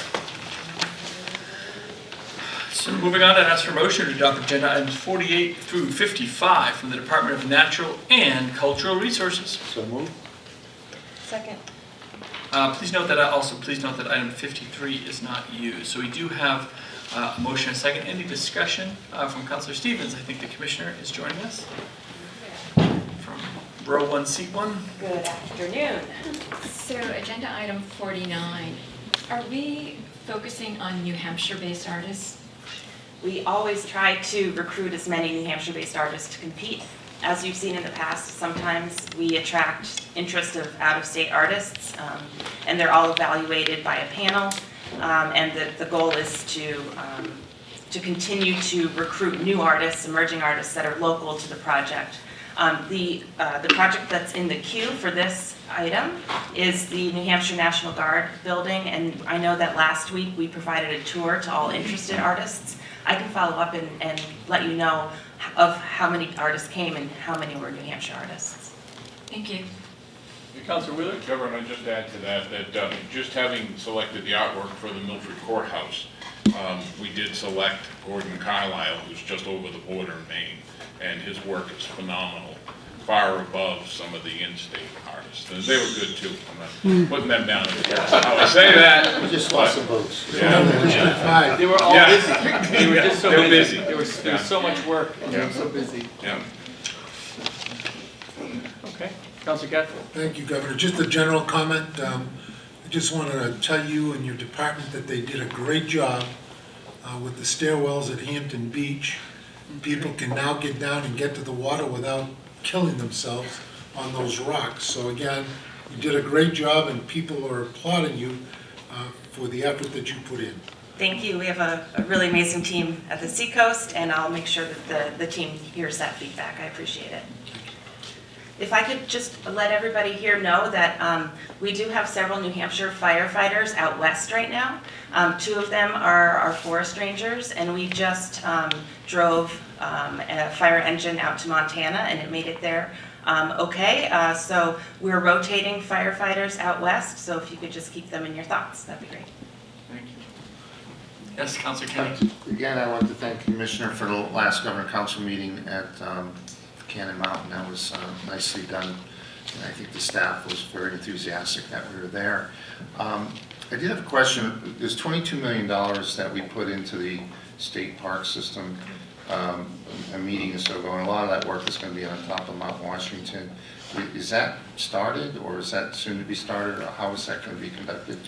Thank you. So yes, we have benefited from the $22+ million through ARPA funds to invest in infrastructure at state parks and some campground expansion. We have been meeting regularly in our agency to put plans together to prioritize these projects. Mount Washington is a water system and a septic or sewer system, and those are 2 projects that have been on the must-do list for a while, so they will be tackled as soon as possible. We're working with DAS and with our DD&M in-house architecture team to make sure that all the RFPs and Qs go out as soon as possible. Okay, thank you. Further discussion? Okay. It's a lot of thank yous for one commissioner. Yeah. Good job. Well, when they deserve it, they deserve it. Okay, all in favor of items 48 through 55, with the exception of item 53, which is not currently being used, please signify by saying aye. Aye. Any opposed? The items are approved. I now ask for motion to adopt agenda items 56 through 60 from the Department of Environmental Services. Any discussion? Councilor Stevens? Good afternoon, governors and councilors. Bob Scott with the Department of Environmental Services. So in regards to contract item 60, I sent you an email late last night, and I was concerned by what appears to be an incomplete application. I'm not seeing an approval from the local municipal environmental board. I'm seeing an application. And secondly, we usually have some sort of documentation from the Natural Heritage Bureau. And what has been provided this time has been a statement that there is a 4-page document which we are not privy to. You know, I know we have to be very cautious and protective, but that's a red flag to me. So I'm very concerned about this. Sure. Thank you. So again, what Councilor, for everybody else, what you're referring to is we redacted effectively the information off the database, and that's done in accordance, in this case, for threatened or endangered species. It's under 212A, RSA 212A, gives us that authority, and not to speak for the Fish and Game Agency, who may not be, well, I see an officer here, the intent of that is to not effectively create an attractive nuisance for the threatened or endangered species themselves, and poachers, that type of thing, but also for the property owners. It's a lot of times these are private properties, and the fact that it may attract people to come and look and that type of thing, I believe is why the law is that way. So that's in accordance with state law, is the short answer to that. The issue with the Conservation Commission, again, I did forward you, but it's not in here. They did vote 6-0 in support of it. We have the minutes of that. I think we made reference to it. I believe technically, and I don't think that's the right answer for you all, depending on the size of the project, that's actually not required, but it's still obviously a good thing to do, but that was done in this case. follow-up? In regards to the Natural Heritage Bureau, usually there's an indication of whether it's threatened or endangered. We're getting no information. And I completely understand, I've had this discussion with Fish and Game about the need to protect plant life and species, but there's nothing in here, no indication. And again, I'm not getting to that species-specific level, but we don't know if these are all threatened and the magnitude. When I see 4 pages, that's atypical from what is usually generated. I do have, I will note, and again, I apologize, I got it buried in my package here, but I do remember within the package that you have, there is a reference in our DES permit about accommodations being made to ensure, based upon recommendations from Fish and Game. So that's your indication of that. The permit reflects their recommendations of what should or shouldn't be done. I guess I would argue, again, I guess it would be a legal discussion to have. Perhaps you could have a non-public meeting to share those type of things, but I think that's a future discussion to have. Yeah, please. I'd like to make a motion to table. Oh. Second, and just to be clear, this is item 60, right? The last one. That is 60. Okay, so we have a motion and a second to table item 60. All in favor, please signify by saying aye. Aye. Any opposed? The item is tabled. Now I'm going to let the Commissioner publicly explain why that could be problematic. I don't think it's, excuse me, am I out again? Excuse me, I don't think it's problematic. I just want to understand what you would like us to do in the meantime. Sure. Again, there's no indication of whether within those 4 pages, what the list of, whether it's threatened or endangered. We have nothing. Okay. And typically, there is a statement about this is a threat and they're, within a certain area range. Nothing. And that's disappointing. So perhaps, and maybe, I just want to make sure I know my plan moving forward. Maybe we start with some of the attorneys and yourself so we understand better what we can do under the law and what would maybe also meet your needs and try to find a happy medium, and then we'll push it out to the rest of the council. Does that sound like a good plan? Perfect, but it's just that standard reporting statement that they always provide. That's all, and I know it has to be kept private. I understand it, but there's nothing here. Okay. So again, we'll just, I reiterate, in this case, we're following 212A, the statute says, but we'll definitely, happy to engage on this and try to meet your needs. Thank you. Further discussion, the Commissioner? Council Wheeler. Yeah, I would like a little more information on item 57 about it seems like if I'm reading inside the item, the total purchase price is $1.1 million for 21 acres. So that's a pretty hefty price. I use my calculator on this one. That's $51,000 an acre. So I want to know, it doesn't tell me what we're buying that's that expensive. Is there commercial property on there? Why is it so much per acre? Okay, thank you, Councilor. And again, this may be, I don't think this is that time sensitive if need be.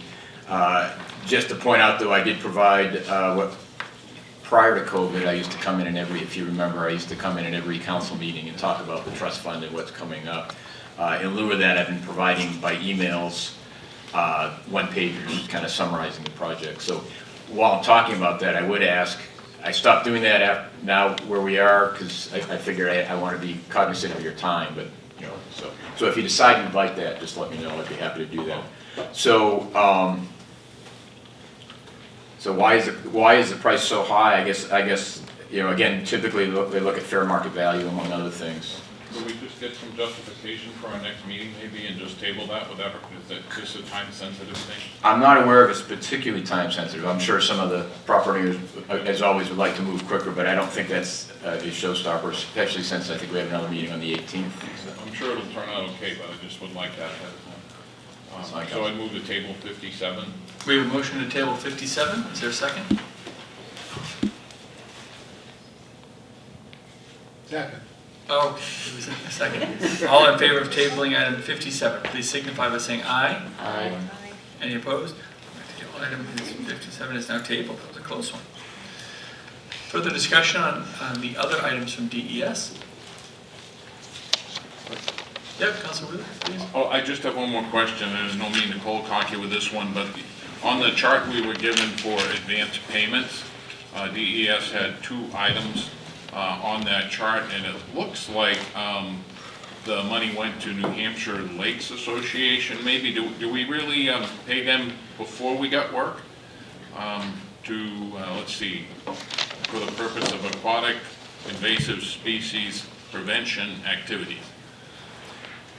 Not to my knowledge, we pay them. Again, if we had, that would have, you would have got a retroactive council request. So I'm at a disadvantage. I don't have the document in front of me. Understood, but thank you for... Generally speaking, that my staff should be very well aware that this is not how we do business. Thank you for trying. So I'm 0 for 3 here so far. Oh, no. Further discussion on 56, 58, or 59? No? Okay, all in favor of items 56, 58, and 59, please signify by saying aye. Aye. Any opposed? Those items are approved. Only 2 tables. Moving on, I'd ask for a motion to adopt agenda items 61 through 64 from the Department of Education. So moved. Second. Any discussion? Councilor Warmington?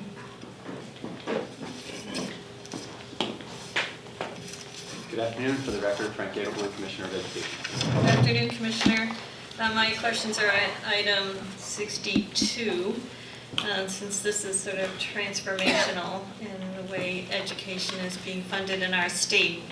So I just want to make sure I understand. Parents who choose to send their children to private school can claim this amount of between $3,700 and $8,400 per child per year, and that is for parents who want to send their children to private school, right? So not exactly. So it is for parents who meet the eligibility requirements, and in order to meet the eligibility requirements, they would have 300% or below of the federal poverty level.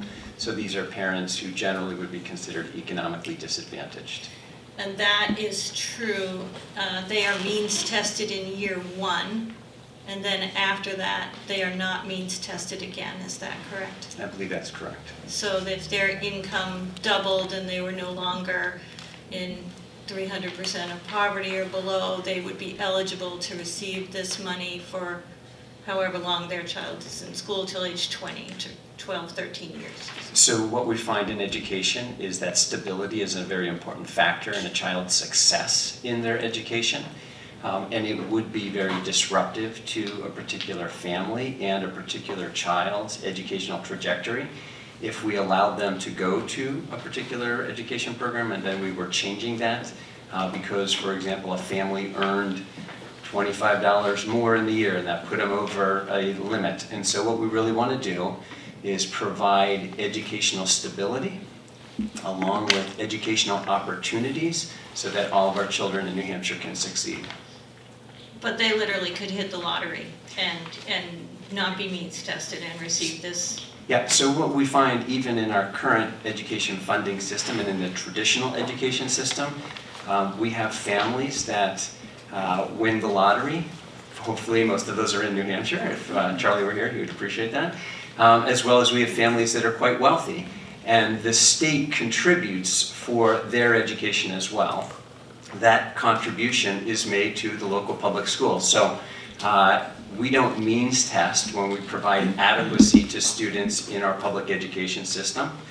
So really what we're means testing is the ability to choose where you're going to be able to use that money to be able to choose an educational option for your child.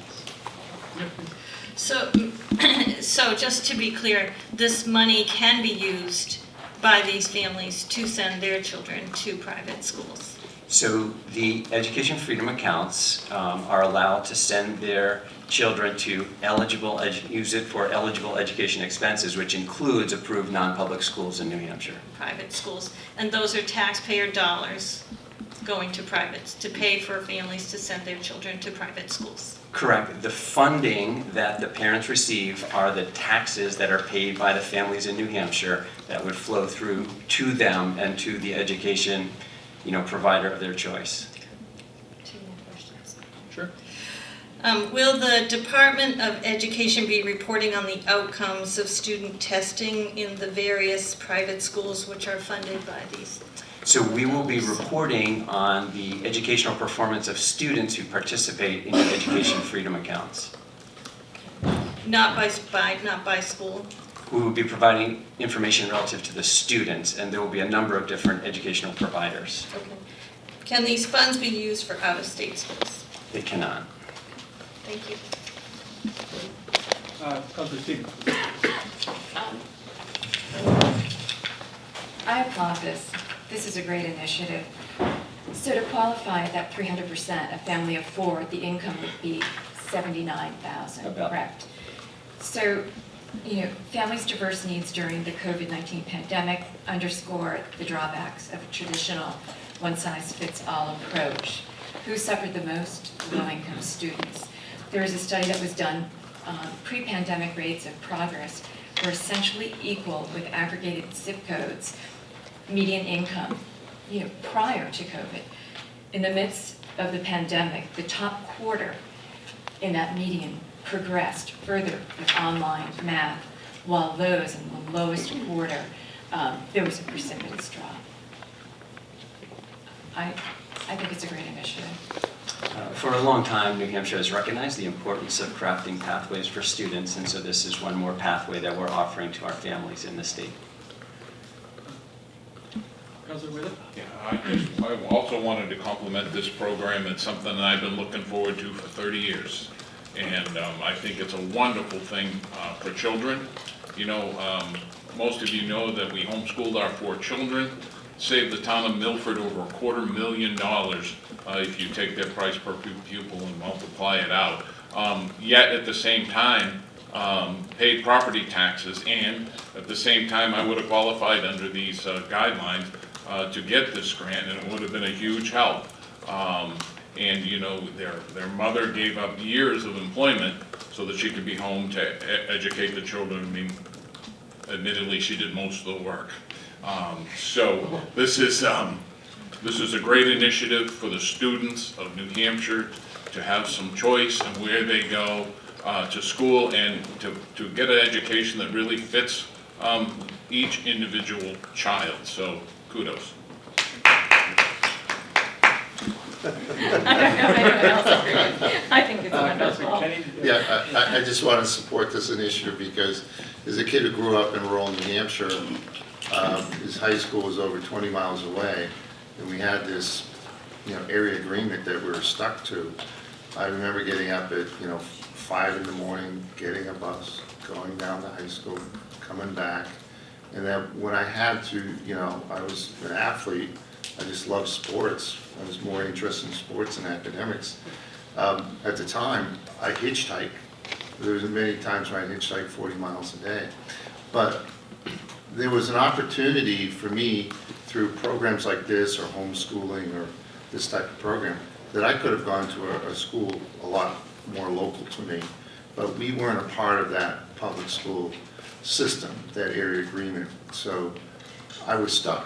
And my parents were stuck, and because, we grew up in a small community, we liked that community, but there were other high school and other school options that are a lot closer that our town just didn't have the arrangement with. This would have helped 5 kids in my small town, my siblings, with educational options. And I think the more options we give parents in the state of New Hampshire, the more we strengthen families, and the more that those families want to stay here in New Hampshire. Any other discussion? Okay, seeing none, all in favor of items 61 through 64, please signify by saying aye. Aye. Any opposed? No on 62. Noting the no on 62. No on 61. And noting the no from Councilwoman on 61, the no on Councilwoman No, and no on 62. 61 for me as well. No on 61 from Councilor Kenny. Yeah. Oh, that's the chess mic. Can you explain? Sorry, Governor, I did it on the Okay, you sheet. guys I mind if just we didn't just ask take the a quick question. pause on this one? Just, sure, I'll allow further Thank you. discussion. Can you just explain the chess money? Sure. So this is a program that will bring chess to the schools, basically training educators on how to integrate the game of chess into academic instruction, primarily focused around the areas of mathematics and English language arts, as well as include some logic stuff as well. There is a bit of a phenomena taking place among our student population right now, probably because of the popular Netflix TV show, that many kids are engaged in and playing chess. And so we saw this as an opportunity to be able to capitalize on that interest of the students and engage them more deeply in their learning. It is a program that once we stand it up, we've done the training, then the teachers can own it really themselves. It doesn't need to kind of have ongoing sustaining effort relative to it. And so really we're just trying to take advantage of a cultural opportunity among our students to meet them where they are. So what happens if they don't spend the money? Then the program goes away and we have the money will be returned to us. Right, so that's how we basically have structured it. You know, they're going to be paid as they get these programs up and running, and if they don't get the programs up and running, then they'll be returned and we'll reallocate it to another program. And in what grades? So it can start as early as like a first grade, but we're going to be focusing primarily on the middle school and high school. That's really where the phenomena is existing.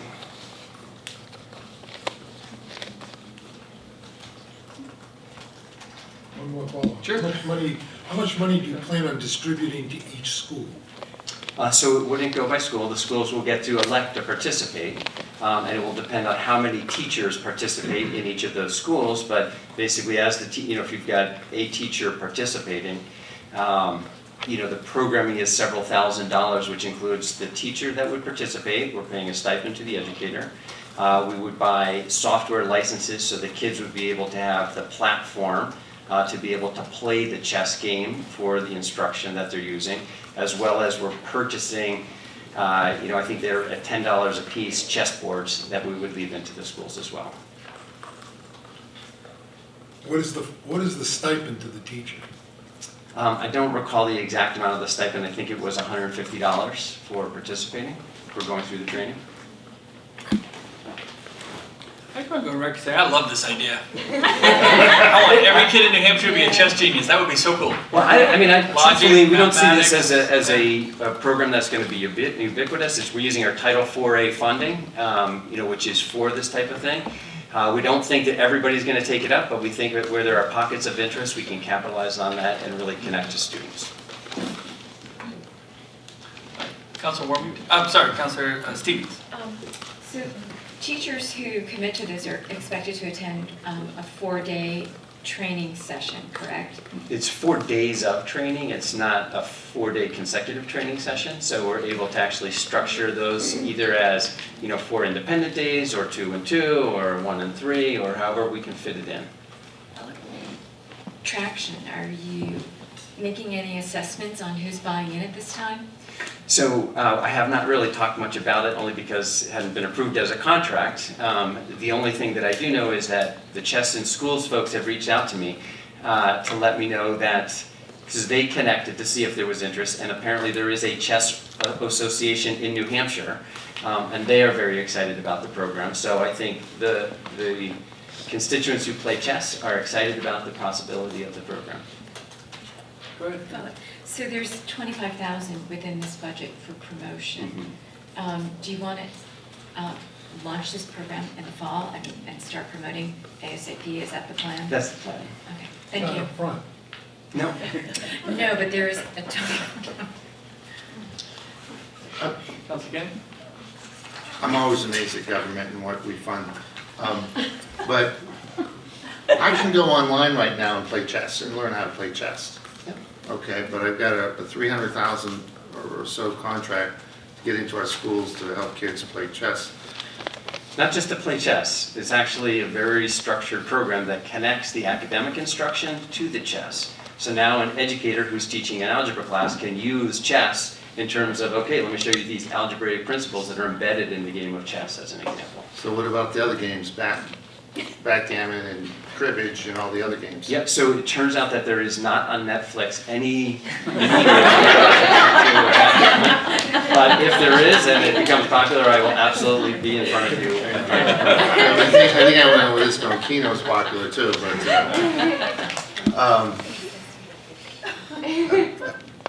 I grew up in a different time. I had to hitchhike to basketball practice, and I wasn't on the chess team. Uphill? Sometimes.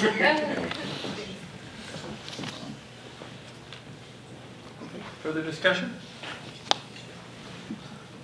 Okay, all in favor, if we could just do all the votes again, that would be, all in favor of items 61 through 64, please signify by saying aye. Okay, let's take them each one. All in favor of item, that's the easier. All in favor of item 61, please signify by saying aye. Aye. Aye. Any opposed? No. Checkmate. You knew that was coming, right? You knew that was coming. All in favor, and so item 61 is approved. All in favor of item 62, please signify by saying aye. Aye. Aye. Any opposed? No. No on 62. Item 62 is approved. All in favor of item 63 and 64, please signify by saying aye. Aye. Any opposed? And both those items are also approved. Okay. You get all that? I did. Great. Thank you very much. Thank you, Commissioner. Moving on, I'd ask for a motion to adopt agenda item 65 from police standards and training. So moved. Second. Any discussion? Okay. Seeing none, all in favor signify by saying aye. Aye. Any opposed? Item 65 is approved. I now ask for a motion to adopt agenda items 66, 67, and 67A from the Department of Safety. Second. Any discussion? Let's see, Councilor Warren.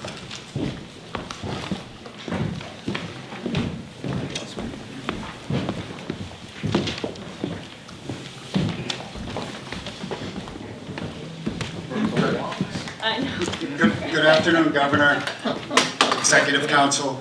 For the record, Bob Quinn, Commissioner of the Department of Safety. And I brought my team here, Assistant Commissioner Rick Bailey, Colonel Nathan Noyes, and Director of Administration Steve LaVoy. Thank you, Commissioner. My question is on item number 67. Can you just talk about how this impacts the deployment of body cams in New Hampshire? How is it going to be different from what we have now? What are the advantages of this particular program? Sure. And what I'd like to say is, first I want to thank the Governor and the Legislature for their support to getting this done. And to get it done correctly, I want to thank a team which was comprised of Commissioner Goulet, Rick Bailey, many troopers, attorneys from the Attorney General's office that have looked at this contract, but to really get it done right. This is not just body cameras, it's a new hosted digital evidence system which encompasses all of our digital evidence. And I think the Colonel could better state how this will improve and the impact it will have on him, his agency. And I will say that this is a big change, and managing the change requires leadership, and he's demonstrated that through the whole process to get us here today. So I'd just like the Colonel to step up. Thank you, Commissioner. Good afternoon, everyone. Nate Noyes, the Colonel of the State Police, and I do want to thank the Governor and the Executive Council and the Legislature for really pushing this. We in the New Hampshire State Police take a lot of pride in that our agency is unique in size and scope and the many different missions that we have throughout the state with the communities that we serve. And as the Commissioner mentioned, this is a digital evidence project. So this is going to encompass not only our photographs, audio, video files, and all the data associated with that, whether it comes in through our troopers, through the evidence that they collect, and it goes out to our prosecutors and also to our defense attorneys. So that's the overall project. As far as the body cameras go, this is long overdue for our agency. So it is certainly going to create greater transparency, better evidence collection. It's going to show and document exactly what's going on at any given event or incident throughout the state that our troopers are facing. Enhanced officer accountability. Statistics have shown that complaints from the public go down when there are such things as body cameras and cruiser cameras on our police officers throughout this country. More accurate documentation and better communication.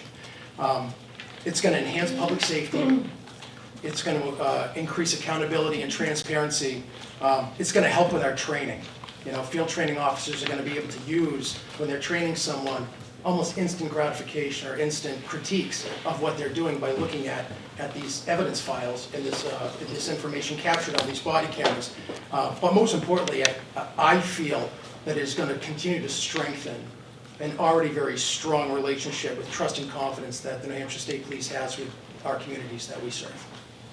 Thank you. And it's my understanding you're not only having body cams, but you're going to have cameras in the vehicles. That's correct, ma'am. Thank you. Thank you. Further discussion? Councilor Kenny. So Commissioner Colonel, I just had a question on the cost. I see it kind of a very detailed scoring sheet of 4 vendors, and I believe utility got the contract, but I don't see any cost breakdown with regards to this. So in other words, I don't know how much the other bidders, you know, how much what was the cost amount that they bid on. So I'm trying to get is there a breakdown? Or? Should be a column in there that gives points for cost. I believe it was 30% of the scoring was done. You would see it, the second from the bottom row of the top chart. It's explaining that it's the lowest proposed cost over the vendor's proposed cost times the 300 points gives each vendor a score. So utility got 300 points because they had the lowest cost. And what was that cost?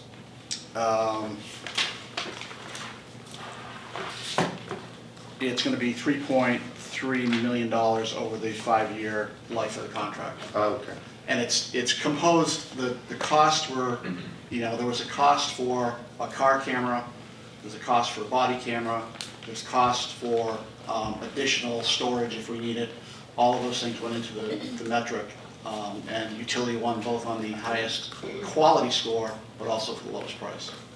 Okay, so if I look at Motorola and we're talking about application security, utility is 3.3 million, and then Motorola is 560,000.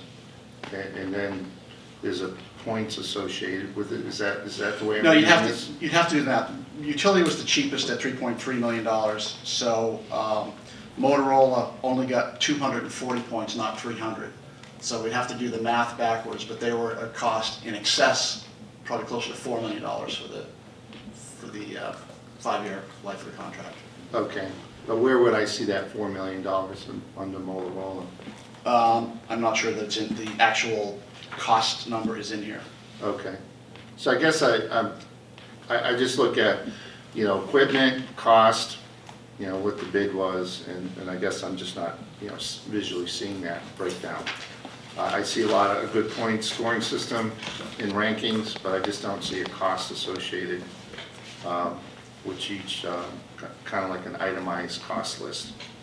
Does anyone else see the same thing that I'm seeing? Or am I totally off base? I'm just doing the math, but I think you can figure it out by just multiplying.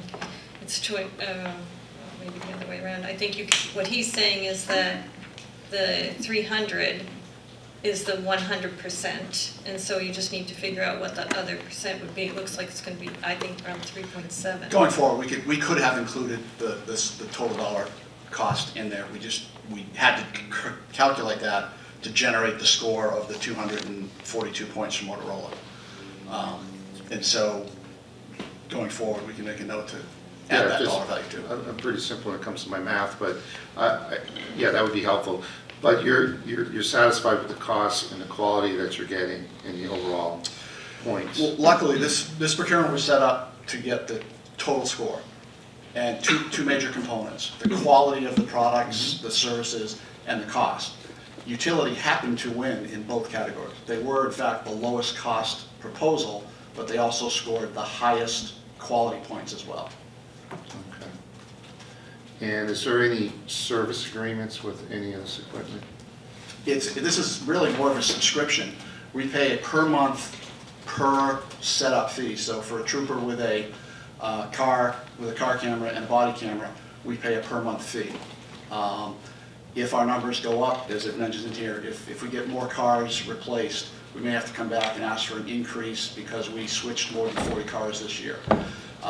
This recent budget funded a couple of state police positions. If we need to buy an additional body camera or car camera set up for that, we'll be back at some point in the year to ask. The rates are all fixed. We have fixed rates for 5 years. But the cost for the contract is based on the numbers as of today.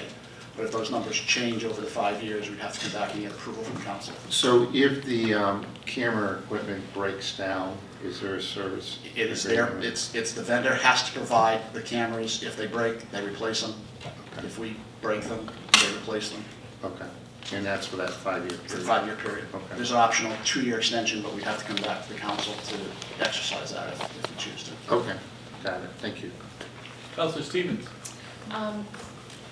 This is a win-win. I mean, this protection is going to extend from the public to our state police. So invaluable, a great launch. So there's 220 vehicles that have to be fitted, correct, with cameras? I think it's 360-ish.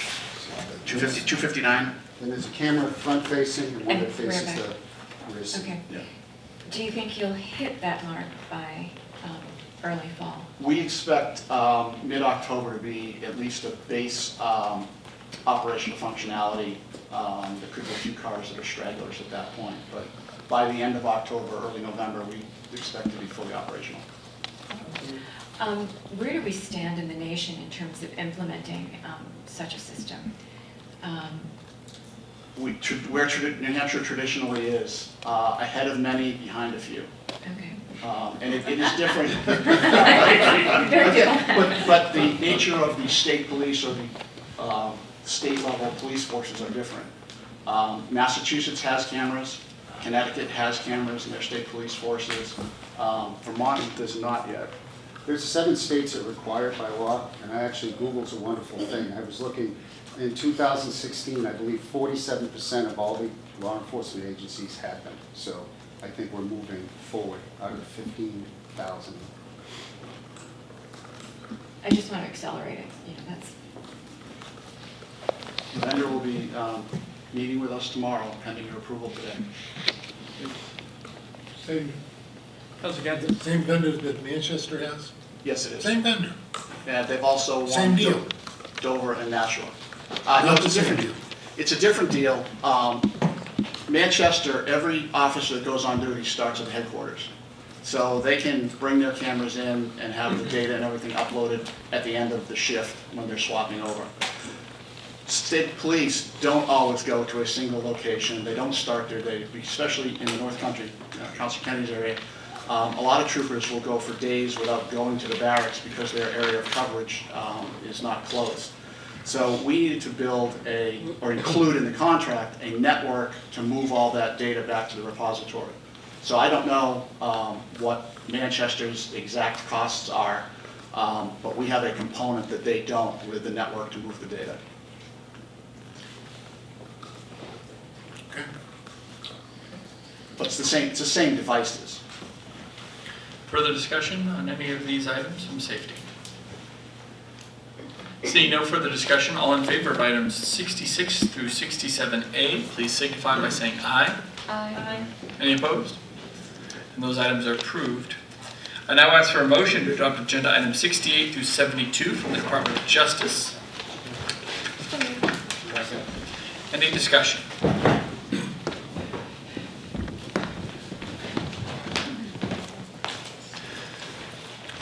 Okay, seeing none, all in favor signify by saying aye. Aye. Any opposed? Those items are approved. And finally, I'd ask for a motion to adopt agenda items 73 through 78A. Oh, I apologize, we're going to have one more after this. But 73 through 78A from the Department of Administrative Services. So moved. Second. Any discussion?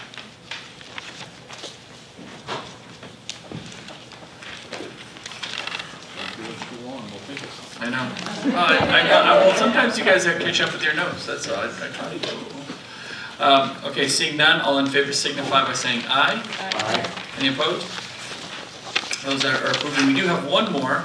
I'd ask for a motion to adopt agenda item 79 from the Community College System of New Hampshire. Second. Any discussion?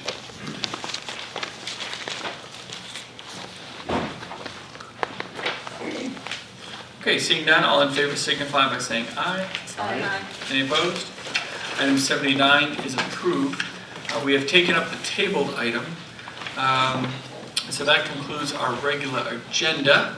I guess if there's any more business, now's the time. I guess I also wanted to take a second and just thank Alec and the whole team for allowing us to have the meeting here. It was absolutely terrific.